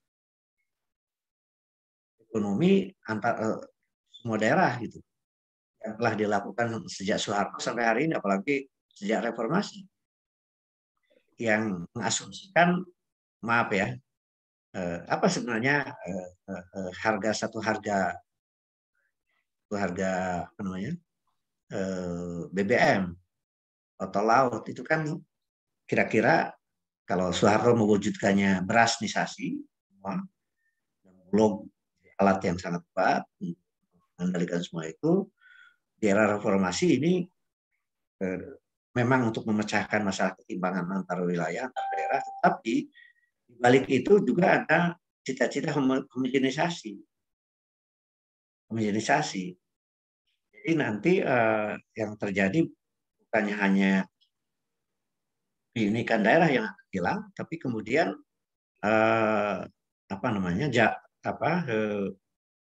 barangkali makin hilangnya kekuatan local power. Sekarang kan lagi bicara tentang domestik. Mohon maaf Pak Didin. Waktu ya. Ya. Sedikit lagi. Ya, saya juga lihat jam ini. Domestic purchasing power itu sekarang lagi bicara itu. Tapi domestic purchasing power harus mencerminkan juga regional purchasing power. Dan itu harus didukung oleh masing-masing keunggulan komoditi, keunggulan lokal spesifik masing-masing, lokal values masing-masing dan sebagainya. Jadi dan mahasiswa S3 yang saya bimbing telah membuktikan tentang berbagai lokal ekonomi yang bertahan tanpa bantuan pusat bahkan, dan itu ekonomi-ekonomi yang mencerminkan apa yang disebut dengan plural ekonomi tadi. Jadi saya karena waktu sudah diingatkan, saya hanya mengatakan bahwa kita membahas buku Nun Jauh di Sana sangat bias terhadap pengalaman dia di pasar uang, bicara digitalisasi juga, bicara tentang kaitan dengan sangat pengalaman dia dengan pasar uang, tetapi harus kita bumikan bahwa sebenarnya apa relevansi buku itu buat kita sekarang Indonesia. Sehingga kalaupun kita ingin kritik ekonomi yang berlaku di kurikulum Fakultas Ekonomi di Indonesia, sebenarnya sejak masih ingat ya, Wijoyo, M. Salim segala macam itu membina Fakultas Ekonomi UI sejak tengah 50-an. Malaysia adalah salah satu putra terbaiknya sampai hari ini tuh, mereka peranan terhadap rakyat ini sudah seberapa jauh? Ekonomi ini ikut memajukan, ikut mensejahterakan bagian mereka. Walaupun tentu saja bukan hanya ekonomi yang peranan, tetapi kita tentu sebagai ekonom harus juga memikirkan tentang bagaimana adjustment kurikulum terhadap masyarakat. Terima kasih. Assalamualaikum warahmatullahi wabarakatuh. Waalaikumsalam warahmatullahi wabarakatuh. Baik Pak Didin, tentunya banyak hal yang ingin disampaikan, tapi waktu kita terbatas, jadi saya harus pintar-pintar membagi waktu ya, kira-kira seperti itu. Lalu saya akan ke Pak Arief, tapi sebelumnya nanti ada kesempatan buat kawan-kawan yang hadir di forum ini. Nanti juga ada Pak Erlangga Pribadi, lalu juga Pak Fahru, dan juga Pak Sony ya, yang bergabung bersama kita, mungkin juga bisa berbagi semacam perspektif, pandangan, agar diskusi kita, bincang-bincang kita pada malam hari ini semakin kaya. Pak Arief, silakan, saya langsung saja ke Pak Arief.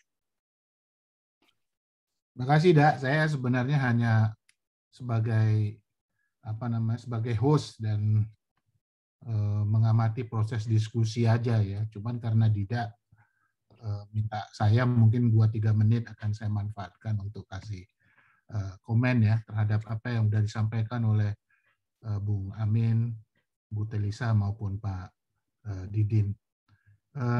Yang pertama memang buku ini menarik ya, memang karena latar belakang dari Diana Coyle ini selain memang beliau juga sebagai penasehat di Kementerian Keuangannya Inggris, tetapi juga dia adalah pelaku ya, bukan pelaku ya, mungkin aktivis persaingan usaha di Inggris hampir 18 tahun menjadi bagian dari Komisi Persaingan Usaha di Inggris. Jadi memang pemahamannya tentang public policy itu sangat kuat ya, terutama dalam konteks untuk melihat market dan competition gitu, terutama imperfect market gitu. Kira-kira mungkin seperti itu. Dalam konteks ini sebenarnya Coyle ya melihat satu pasar itu jelas tidak sempurna, sehingga perlu proses penyempurnaan dari waktu ke waktu. Pasar itu adalah sebuah arena pertarungan kapital. Jelas dikatakan misalnya ekonomis itu selama ini hanya melihat hanya sekedar money and profit, katanya kan seperti itu ya, money and profit, tetapi tidak melihat apa yang disebut COIL sebagai truly valuable things, sesuatu yang sangat-sangat berharga misalnya dalam kehidupan. Apa misalnya contoh tadi dikatakan oleh Ibu Telisa tadi, misalnya soal kebahagiaan, kemudian soal yang terkait dengan ketimpangan, suasana yang asimetrik, soal ketertinggalan dan lain sebagainya gitu. Nah, ini memang problematika besar dalam dunia ekonomi ya pada saat ini gitu. Maka kemudian berkembang berbagai macam pemikiran-pemikiran yang tadi yang disebut oleh Pak Didin, mendekatkan ekonomi dengan ilmu-ilmu, atau meletakkan kembali ekonomi sebagai bagian daripada ilmu-ilmu sosial. Dulu malahan ketika ekonomi itu dibentuk pertama kali di UI, dia merupakan bagian dari Fakultas Hukum kalau nggak salah. Seperti itu. Jadi bagian daripada ilmu sosial, baru kemudian masuk kepada persoalan modeling. Nah, kemudian yang kedua memang yang menarik yang disampaikan oleh COIL, menurut pandangan saya, bagaimana para pengambil kebijakan, kalau kita mengatakan bahwa COIL itu sebagai ekonom tapi juga sekaligus pengambil kebijakan. Nah, si pengambil kebijakan itu ketika membuat kebijakan, ketika membangun sebuah modeling, katakanlah misalnya seperti itu, begitu, agar kemudian dia juga menjadi outsider. Dia juga ikut terlibat, merasakan perasaan, ataupun menjadi saksi dari sebuah kehidupan dari sekelompok masyarakat ataupun segolongan orang yang ingin dijadikannya model gitu. Ya. Apakah itu model misalnya mengenai pertumbuhan ekonomi yang output akhirnya adalah gross domestic bruto yang kemudian dibagi per kapita sehingga menjadi GDP per kapita. Tetapi kan bukan di situ problematikanya, itu kan GDP per kapita rata-rata. Tapi yang di bawah rata-rata apakah lebih banyak, apa lebih sedikit? Nah, disitulah maka kemudian perlunya pengambil kebijakan ataupun ekonom sebagai outsider. Nah, sebagai outsider itu, yang ketiga, agar kemudian juga COIL menyebutnya sebagai pervasive externalities. Jadi ketika menjadi outsider itu bukan hanya sekedar menjadi outsider, tetapi juga menyerap, dia menjadi outsider, maka kemudian dia mencoba untuk memahami sisi-sisi externalities dari kebijakan yang ingin dia bangun, misalnya untuk mengejar pertumbuhan ekonomi. Di balik pertumbuhan ekonomi itu ada aspek externalities. Apa itu aspek externalities? Tadi disampaikan oleh Pak Didin misalnya mengenai pencemaran, kerusakan lingkungan, katakanlah misalnya situ, penggusuran. Nah, tetapi bukan hanya bicara pencemaran ataupun hanya penggusuran saja, tetapi cobalah merasakan seperti rasanya orang yang tergusur gitu loh. Itu yang disebut dengan pervasive externalities itu. Itu. Jadi bukan hanya sekedar menjadi outsider, tetapi merasakan bagaimana rasanya menjadi orang yang tadi itu, misalnya menjadi orang yang tergusur. Kan kalau hanya nanti ada pihak yang tergusur, ya udah nanti kita ganti rugi aja tanahnya, katakanlah misalnya seperti itu, kemudian nanti dia bisa dipindahkan kepada suatu tempat dengan uang yang diberikan dengan hasil ganti rugi yang disepakati gitu. problem solve, ya, ekonomi berkembang, berjalan, tapi yang terjadi misalnya kalau kita lihat yang di wilayah Jawa Timur dari sebuah proses penggusuran satu proyek, ketika uang ganti ruginya habis, maka kemudian kehidupannya yang tadinya kelihatannya wah, itu secara perlahan-lahan mengalami deteriorative gitu. Jadi sebenarnya dan kemudian apa implikasinya? Implikasinya adalah kalau dalam perspektif ekonomi, ya mendistrup apa yang kita sebut dengan aspek sustainability. Jadi bukan hanya dalam sisi economic sustainability, tetapi juga living sustainability bagi semua orang gitu. Jadi prinsip-prinsip no one left behind, ya, tidak boleh ada seorang pun yang tertinggal, itu kemudian menjadi penting. Nah, itulah maka kemudian saya melihat Diana Coyle ini memberikan judul bukunya itu Cox and Monster, ya. Jadi kalau dilihat dari kita mencoba mengartikulasikan Cox itu dari sisi harafiah, itu kan roda gigi, ya, jadi ibarat kayak mesin gitu.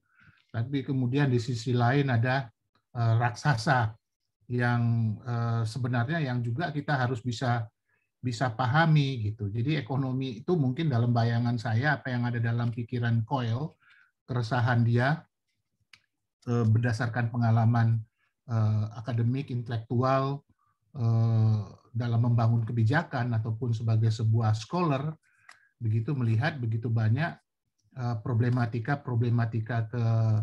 kehidupan yang memang diperlukan, ya, untuk kemudian ditangkap menjadi bagian daripada sebuah policy. Nah, sehingga policy itu bersifat dapat bersifat holistik gitu. Maka kemudian memang membutuhkan disiplin ilmu-ilmu yang lain. Saya rasa mungkin di situ, ya, menurut pandangan saya titik berat dari Coyle tadi itu, bahwa dia mengatakan bahwa ada proses transformasi dari teori harus mengarah kepada terapan. Nah, terapan tentunya merujuk kepada kehidupan, ya, social life gitu, kehidupan sosial. Kemudian dari abstraksi teoritis, ya, harus mengarah kepada proses institusionalisasi dan behavior dan perilaku. Jadi kebijakan itu, modeling itu misalnya katakanlah untuk mencapai pertumbuhan 7%, katakanlah misalnya seperti itu, maka kemudian kita harus minimal konsumsi harus bisa tumbuh minimal juga 5-6%. Nah, itu linear, ya. Tetapi bisa saja kemudian dalam kenyataan justru yang terjadi konsumsinya di bawah, tumbuhnya di bawah 5%. Dan itu yang kemudian harus dicari, kenapa kemudian akhirnya pertumbuhan nggak bisa dapat 7%, tapi konsumsi tumbuhnya malah di bawah 5%. Katakanlah misalnya sebagai contoh di situ. Nah, di sini memang apa yang disebut dengan abstraksi teoritis itu harus ditransmisikan menjadi proses institusionalisasi yang didasarkan oleh behavior. Nah, saya rasa mungkin itu, ya, Dida, ya, kita bisa belajar banyak misalnya dari Asian Miracle seperti Jepang, kemudian Cina, kemudian Korea Selatan. Saya rasa mereka belajar juga teori-teori ekonomi dengan berbagai macam paradigma, baik yang klasik, neoklasik, dan seterusnya, begitu. Tetapi mereka mencoba untuk mencari titik temu sesuai dengan problematika kehidupan sosial dan tentu saja cita-cita kebangsaan yang mereka miliki. Gitu. Itu mungkin dari saya, terima kasih. Ini banyak teman-teman yang lain yang mungkin bisa memberikan kontribusi. Baik, Pak Arief, terima kasih. Beberapa hal sudah disampaikan oleh Pak Arief. Saya langsung mau undang Mas Angga ini. Tadi sudah komentar. Mas Angga juga sudah on. Silakan Mas Angga. Oke, baik. Terima kasih Dida atas undangan untuk berkomentar. Iya, ini tadi saya menarik sekali ya dengar buku ini. Kalau kita melihat ya perkembangan, saya sendiri bukan ekonom, saya expert saya pada wilayah politik, tapi sebetulnya ada embel-embelnya juga ekonomi politik kajian saya. Jadi satu hal yang menarik sebetulnya kalau kita tadi mengulas buku Cox and Monster itu, kita melihat terutama sejak tahun 2008-2009 seiring dengan krisis ekonomi, itu yang menarik itu ada semacam gelombang besar, turning point di kalangan ekonom, gitu. Terutama kalangan ekonom yang perspektifnya liberal, gitu, untuk melakukan kritik terhadap khasanah akademik dari ilmu ekonomi itu sendiri. Kalau kita saksikan misalnya banyak mulai misalnya dari Joseph Stiglitz gitu, terus kemudian Jeffrey Sachs. Jeffrey Sachs itu misalnya akademisi yang menarik pada sekitar tahun 80-an. Beliau ini sebagai salah satu konsultan gitu dari lembaga keuangan internasional yang mendorong yang disebut sebagai shock doctrine, gitu. Efek kejutan dari doktrin tentang neoliberal gitu, terutama di negara-negara Amerika Latin gitu. Tapi kemudian kita lihat perkembangannya justru beliau mengkritik pendekatan-pendekatan neoklasik dan neoliberal gitu sekitar pada abad ke-21 gitu, 20 mulai dari Make Poverty History itu bukunya itu sampai sekarang. Terus kemudian macam-macam, mulai terus kemudian Joseph Stiglitz, terus yang sering saya ngobrol sama Mas Arief itu Mariana Mazzucato, juga kemudian banyaklah kira-kira seperti itu. Ada suatu titik balik dari bagaimana kajian ekonomi ini kemudian ditinjau ulang, karena kemudian yang menjadi mainstream dari kajian ekonomi ini cenderung tidak membangun dialog atau interkoneksi dengan kajian-kajian yang lain. Nah, khususnya dalam konteks buku Cox and Monsters ini, saya jadi teringat salah satu karya yang saya baca dari buku yang ditulis oleh beberapa kalangan ekonom muda dari London School of Economics, judulnya The Econocracy. Jadi ditulis oleh Joe Arle, Cathal Moran, dan Zachary Perkins ini bukunya. Nah, dia melihat bahwa The Econocracy on the Perils of Leaving Economics to the Expert.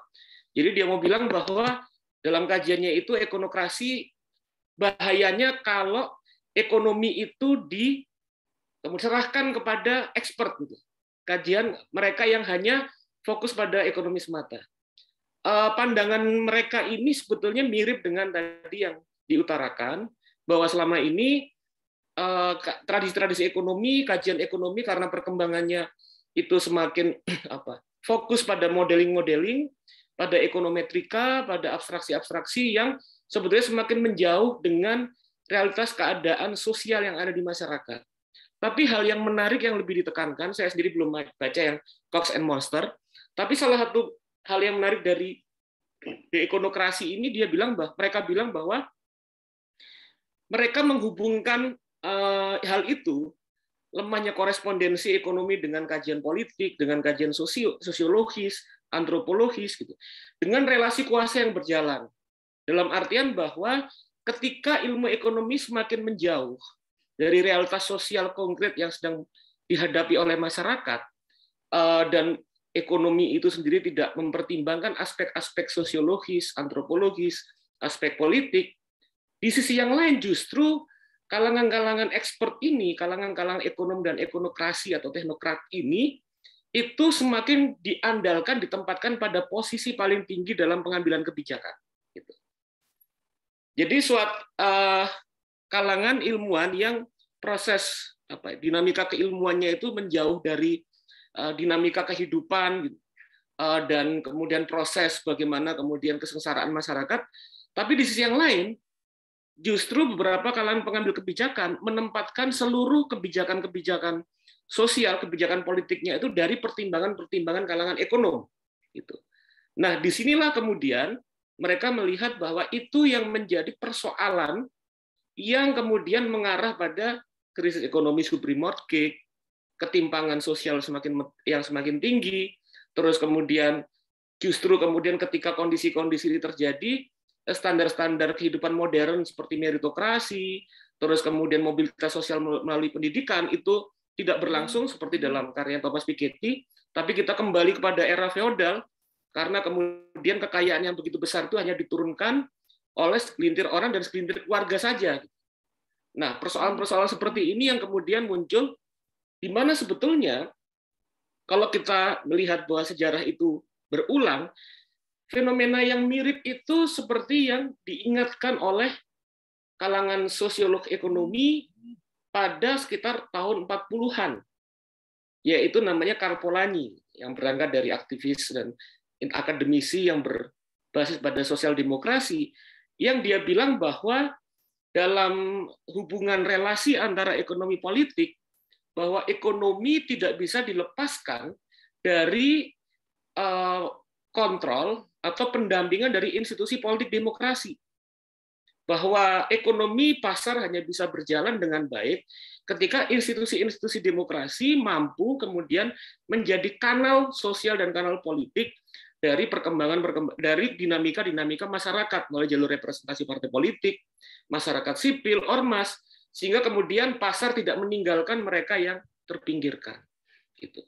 Nah, di sini kalau kita lihat bahwa itu salah satu persoalan di mana menurut saya bahwa proses koreksi ini menjadi penting bukan hanya karena seharusnya ekonomi harus berkorespondensi dengan wilayah-wilayah keilmuan yang lain, tapi ketika tidak berkorespondensi dan ditempatkan sebagai sebagai pusat, sebagai kompas, sebagai sebagai pusat dari proses-proses pengambilan kebijakan dan kemudian menjadi patokan dari proses-proses sosial dan politik, yang terjadi adalah semakin menjauhnya realitas-realitas politik pemerintahan yang dinavigasi oleh para ekonom tadi dengan keadaan-keadaan sosial dan keresahan-keresahan yang muncul. Nah, dalam konteks ini misalnya di berbagai negara sekarang, itu yang menjadi salah satu faktor utama dari apa yang memunculkan disebut sebagai gejala populisme kanan. Populisme kanan artinya kemudian berorientasi kepada kesadaran tentang xenofobia, terus kemudian kesadaran tidak menerima kalangan yang lain, kemarahan dan polarisasi politik, itu tidak bisa dilepaskan dari problem-problem sosial ekonomi yang tidak tertangani ketika proses pengambilan kebijakan hanya kemudian didorong oleh pertimbangan-pertimbangan ekonomi yang sempit, dan proses-proses politik dan partai-partai politik juga meninggalkan konstituen dasarnya yang kemudian terpinggirkan dalam arus besar ekonomi ini. Dan kedua juga, kalau kita melihat sejarah yang secara lebih luas, terutama di negara-negara dunia ketiga, kalangan-kalangan teknokrat ekonom yang hanya mengandalkan pada kajian keilmuan ekonominya saja, itu hanya bisa berjalan di berbagai negara itu ketika mereka dikawal oleh suatu tatanan politik yang otoritarian. Sehingga kemudian kita bisa melihat bahwa praktek-praktek secara proses-proses ekonomi politik, kaum-kaum teknokrat ini bisa bekerja dengan tenang ketika kemudian berada dalam kondisi ketika negara atau tatanan sosial itu tidak dibuat gaduh oleh dinamika-dinamika sosial karena negaranya militeristik, negaranya otoritarian, dan lain sebagainya. Nah, di sini memang bahwa kalau menurut saya salah satu yang bagi saya penting itu adalah bahwa ekonomi harus berkorespondensi dengan kajian-kajian yang lain, sosial dan politik, dan demikian juga kajian sosial politik berkorespondensi dengan ekonomi. Karena kalau hal itu tidak berlangsung, maka kemudian implikasinya secara lebih luas ke masyarakat banyak. Persoalan sosial tidak tertangani, ketimpangan sosial semakin mendalam, kemiskinan semakin dalam juga. Gitu. Dan kemudian disinilah padahal kalau kita lihat bahwa tujuan-tujuan utama dari tatanan politik yang demokratik, landasan dasar negara itu kan untuk mengelola kesejahteraan dan kebahagiaan masyarakatnya gitu. Nah, saya pikir kita bisa memperluas diskusi ini bahwa apa implikasi sosial politik dari ketika kajian-kajian ekonomi tidak berhubungan dengan kajian-kajian tradisi-tradisi keilmuan yang lain. Saya pikir demikian, makasih. Baik, Mas Angga, terima kasih. Mantap. Semakin hangat. Saya langsung mau ke Pak Fahru ini. Saya ingin tahu juga bagaimana sih tradisi ekonom di Prancis ya. Pak Fahru, halo, sudah tersambung? Halo Pak. Oh iya, kedengeran ya Pak? Pak Fahru. Ya. Kedengeran ya Pak? Ya, kedengeran. Oke, baik Pak Dida, terima kasih. Selamat malam Bapak Ibu semuanya. Ada Mas Arief Budimanta. Selamat malam Mas. Terima kasih undangannya. Lalu juga ada banyak senior ya, Prof Didin. Ya, selamat malam Prof. Ketemu lagi. Lalu juga ada Prof Sony ya. Dan juga narasumber tadi saya lihat, tadi saya dengar yang pertama itu Mas Amir ya kalau nggak salah ya. Amin ya betul. Lalu ada Amin ya, lalu ada Mbak Kalisa juga begitu. Lalu juga tadi ada Mas Erlangga dan semuanya teman-teman di sini selamat malam. Senang sekali bisa bergabung ya, berdiskusi meskipun digital ya, tapi sayangnya kalau digital kan diskusinya paling 1-2 jam ya. Kalau diskusi di warung kopi bisa sampai pagi. Ya, saya diminta komentar ya. Saya belum baca bukunya juga, tapi saya menyimak dari diskusi yang ada begitu ya, dan saya saya rasa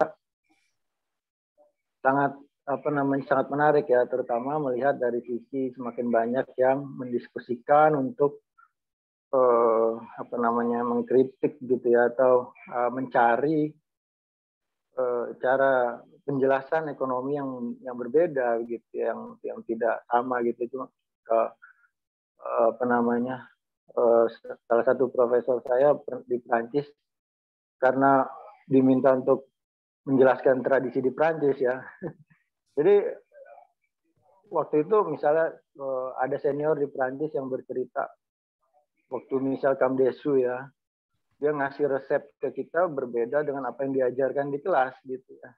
Di kelas dia bilang Indonesia macan kertas begitu. Tapi sebagai direktur IMF dia memberikan resep Indonesia yang berbeda begitu ya. Nah, di situ kan kita bisa melihat sebenarnya ada gap antara politik dan makro gitu ya. Terus ada juga profesor saya mengatakan apa jadinya kalau semua ekonom ngomong hal yang sama gitu. Jadi tidak menarik gitu. Jadi memang kalau di sana tradisinya ya kita diminta untuk membuat penjelasan yang berbeda begitu ya, kalau yang saya alami. Nah terus meskipun Prancis juga memiliki banyak ekonom ya yang cukup mumpuni dan bahkan dapat Nobel gitu ya, Leon Watras, terus Jean Tirole begitu yang baru ya. Tetapi ada perubahan ya secara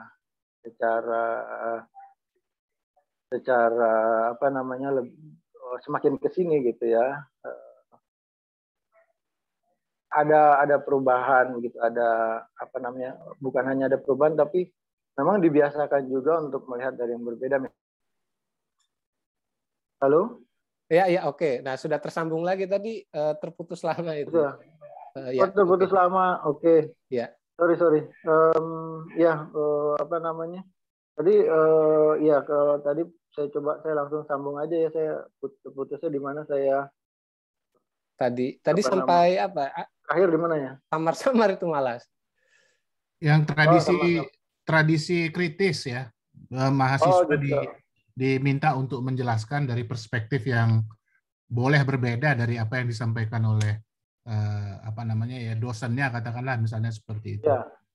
Jadi memang kalau di sana kalau dari pengalaman saya, memang tradisi pengajarannya kita diminta untuk kritis, melihat faktor perspektif itu juga dikembangkan gitu, dilihat perspektifnya mana gitu ya. Terus kita diminta belajar berpikir paradoks gitu ya. Kita diminta, jadi tidak dari hal yang sudah ada gitu ya, seperti manual gitu, kita diminta kayak semacam bikin buku manual sendiri gitu jadinya.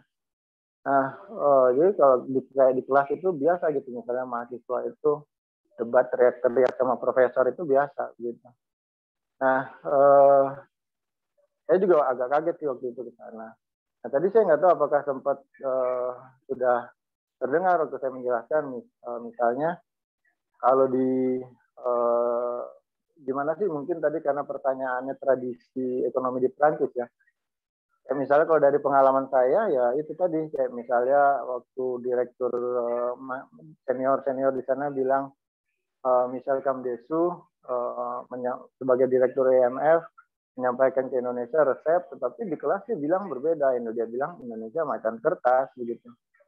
Nah terus profesor saya juga bilang kalau semua ekonom ngomong hal yang sama, apa jadinya gitu dunia, dia bilang gitu, nggak menarik lagi begitu.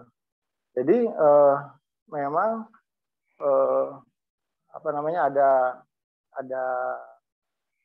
ada tradisi untuk menyampaikan secara yang berbeda gitu, dan ini kan nggak dimulai dari baru-baru ini, tapi ditarik ke belakang pun kita bisa melihat sebenarnya ada banyak penjelasan yang berbeda begitu. Nah itu satu yang tradisi di sana. Lalu yang kedua berbedanya di mana gitu. Mungkin saya mau mengkaitkan yang ke yang kedua ini gitu, bahwa selama ini ekonomi itu kalau kita ngelihat secara garis besar begitu ya, itu kan lebih banyak bicara secara deduktif gitu sebenarnya. Jadi mengabaikan gitu, kalau tadi disampaikan, mengabaikan sosiologi, mengabaikan politik gitu ya, dan sebagainya, ilmu lain. Saya mungkin mau menambahkan bahwa tidak hanya itu, dia mengabaikan bahwa penjelasan yang ada sekarang itu ya mengabaikan kebenaran begitu ya, truth gitu ya. Bagaimana kalau kita tahu bahwa ilmu pengetahuan itu kan tujuan utamanya truth begitu ya. Tetapi yang berkembang sekarang adalah instrumentalis gitu. Jadi dia instrumentalis dan dia mengabaikan truth gitu ya. Jadi dengan pola pikir yang deduktif begitu. Nah, padahal salah satu tradisi di Prancis adalah dia mengembangkan dari di ilmu ekonomi ya. Meskipun di Inggris itu sebenarnya induktif, empiris kan di Inggris ya, lebih berkembang. Ya. Tapi ada tradisi gitu yang cukup berkembang bahwa mengembangkan ilmu ekonomi secara induktif gitu ya, secara realis gitu, yang memang berorientasi kepada truth begitu. Nah itu yang dikembangkan di dalam ekonomi heterodoks begitu. Jadi mengembangkan tradisi yang berbeda. Nah finding-nya apa gitu. Jadi ketika melihat semua orang di dunia melihat Amerika gitu, kesuksesan ekonomi Amerika, kemudian itu dimodelkan dan model itu diadopsi, dicoba diterapkan di seluruh dunia kan begitu. Bagi yang mainstream ya, justru apa yang ditemukan oleh sekelompok ekonomi di Prancis ini, dia menemukan bahwa ya Amerika sukses begitu, tapi kita bisa melihat ada model lain seperti di Jepang, di Prancis itu yang berbeda ekonominya gitu, dan tidak bisa dimasukkan ke dalam model yang digeneralisasi dari kesuksesan ekonomi Amerika itu begitu. Hingga di sini kita melihat yang satu ada tradisi yang generalisasi modeling yang diambil dari kesuksesan di Amerika dan coba diterapkan di seluruh dunia, tetapi ada tradisi lain yang melihat secara relativis gitu, bahwa nggak hanya bukan soal modelingnya itu yang dua-duanya modeling sebenarnya. Cuman yang satu dari deduktif, satu dari induktif begitu. Nah, sehingga ada dua pandangan yang berbeda gitu, dan pandangan yang satu ini cukup berkembang di Prancis, tadi disebutkan juga oleh Prof. Didin, misalnya di Prancis ada banyak teori heterodoks gitu ya. Nah, jadi pandangannya berbeda, yang satu deduktif, yang satu induktif gitu. Nah, lalu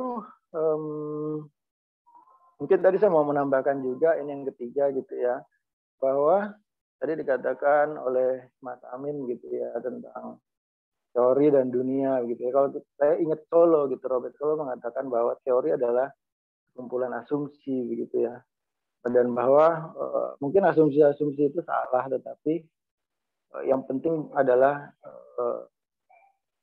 kelompok asumsi itu membuat sebuah teori yang stabil gitu ya, yang tidak sensitif terhadap perubahan.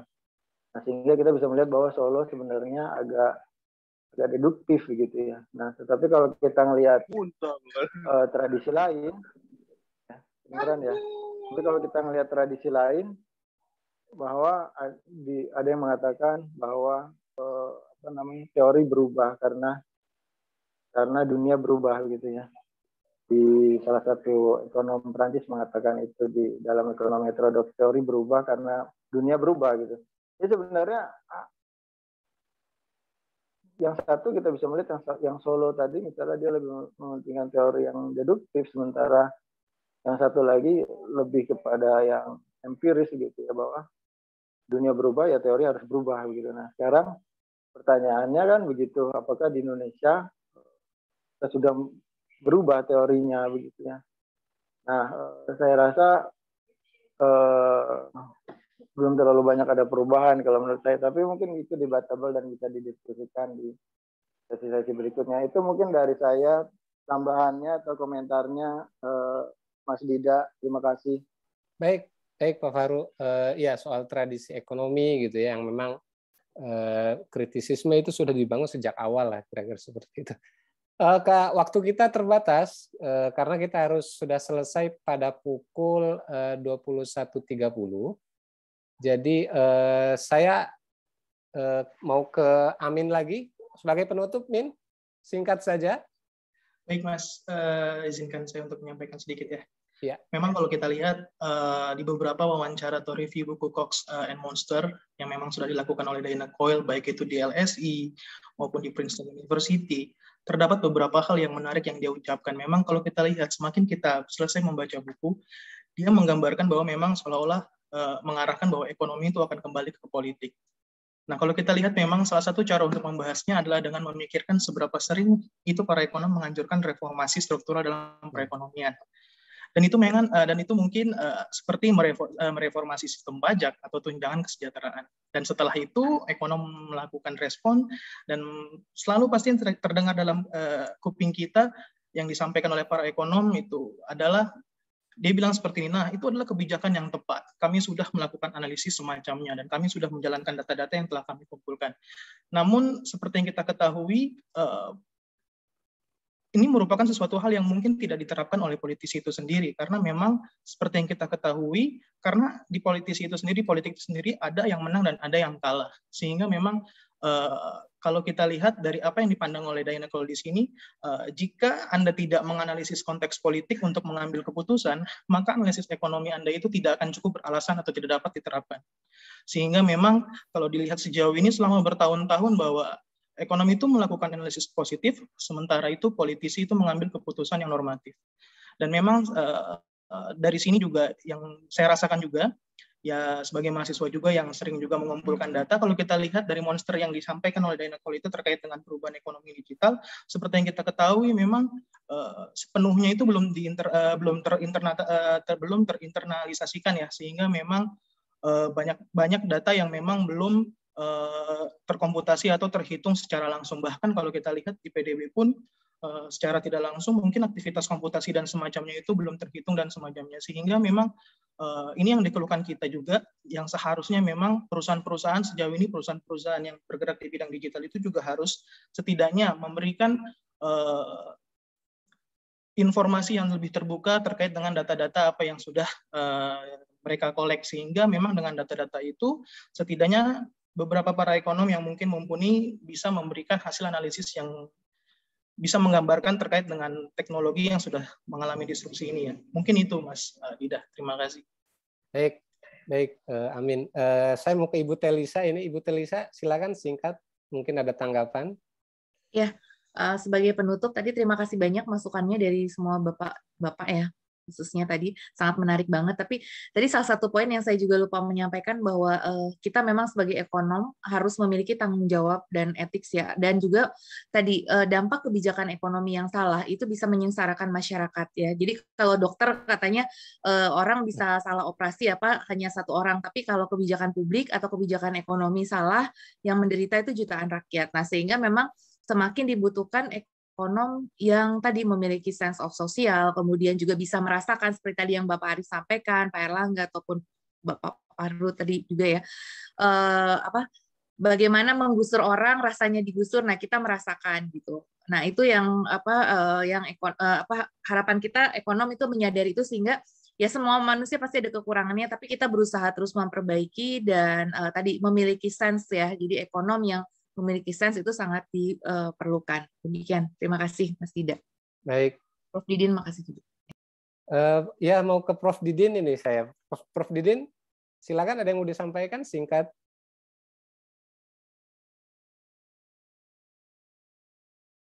Masih mute, Pak Didin.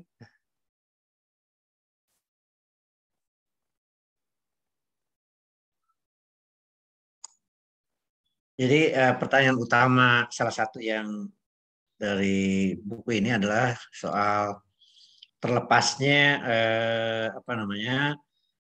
positif ekonomik dengan normatif ekonomik sekira. Tapi juga secara implisit terlepasnya market mechanism dengan negara. Dan satu lagi adalah dikotomi makro-mikro. Menurut saya Indonesia, kalau kita punya Undang-Undang Dasar 45 Pancasila, dikotomi itu nggak boleh terjadi. Jadi normatif positif dan normatif ekonomik itu harus sebuah kesatuan. Negara dan pasar harus juga merupakan solusi bersama, dan makro mikro tentu saja adalah hanya masalah pembagian kerja. Jadi sebenarnya orang yang bergelut secara mikro harusnya juga paham tentang makro, begitu juga orang yang makroekonomis, dia harus punya pemahaman yang cukup juga tentang dunia mikro. Terima kasih, gitu aja. Baik, terakhir Pak Arif, silakan Pak Arif. Terima kasih, saya sih mengucapkan terima kasih atas Bung Amin, Bu Telisa, Prof. Didin, Mas Erlangga, kemudian Mas Fahru, dan seluruh teman-teman yang berkesempatan ikut bincang-bincang buku malam hari ini. Terus terang ini memang diskusi yang berat ya sebenarnya ya, terutama bagi mereka yang bukan dari kalangan ekonom, karena kita bicara sebenarnya soal paradigma ekonomi ya, filsafat ekonomi yang kemudian diterjemahkan dalam praktek kehidupan keseharian, praktek kehidupan kebangsaan. Nah, mudah-mudahan diskusi kita yang berat ini memberikan manfaat, pengetahuan ataupun informasi bagi kita untuk menunjang aktivitas pengabdian kita dalam ladang kehidupan masing-masing. Itu aja mungkin dari kami. Dida, terima kasih. Selamat malam. Baik, saya pribadi berterima kasih kepada Amin yang sudah meluangkan waktu, lalu juga Ibu Telisa dan Pak Didin ya, yang sebenarnya kami semua tahu jadwal ini tidak mudah gitu ya, apalagi pukul 19.30 sampai 21.30. Jadi memang saya harus strict terhadap waktu, karena besok juga kita aktivitas lagi dan sebagainya. Kawan-kawan sekalian, Bapak Ibu yang ada di ruangan Zoom ini, rekaman ini nanti ada di kanal YouTube Megawati Institute dan juga bisa didengarkan kembali di podcast ya. Megawati Institute punya podcast loh kawan-kawan gitu ya. Di Spotify, lalu juga Google Podcast dan juga Apple Podcast. Saya kira saya tidak berpanjang-panjang. Terima kasih. Saya akan tutup forum ini. Assalamualaikum warahmatullahi wabarakatuh.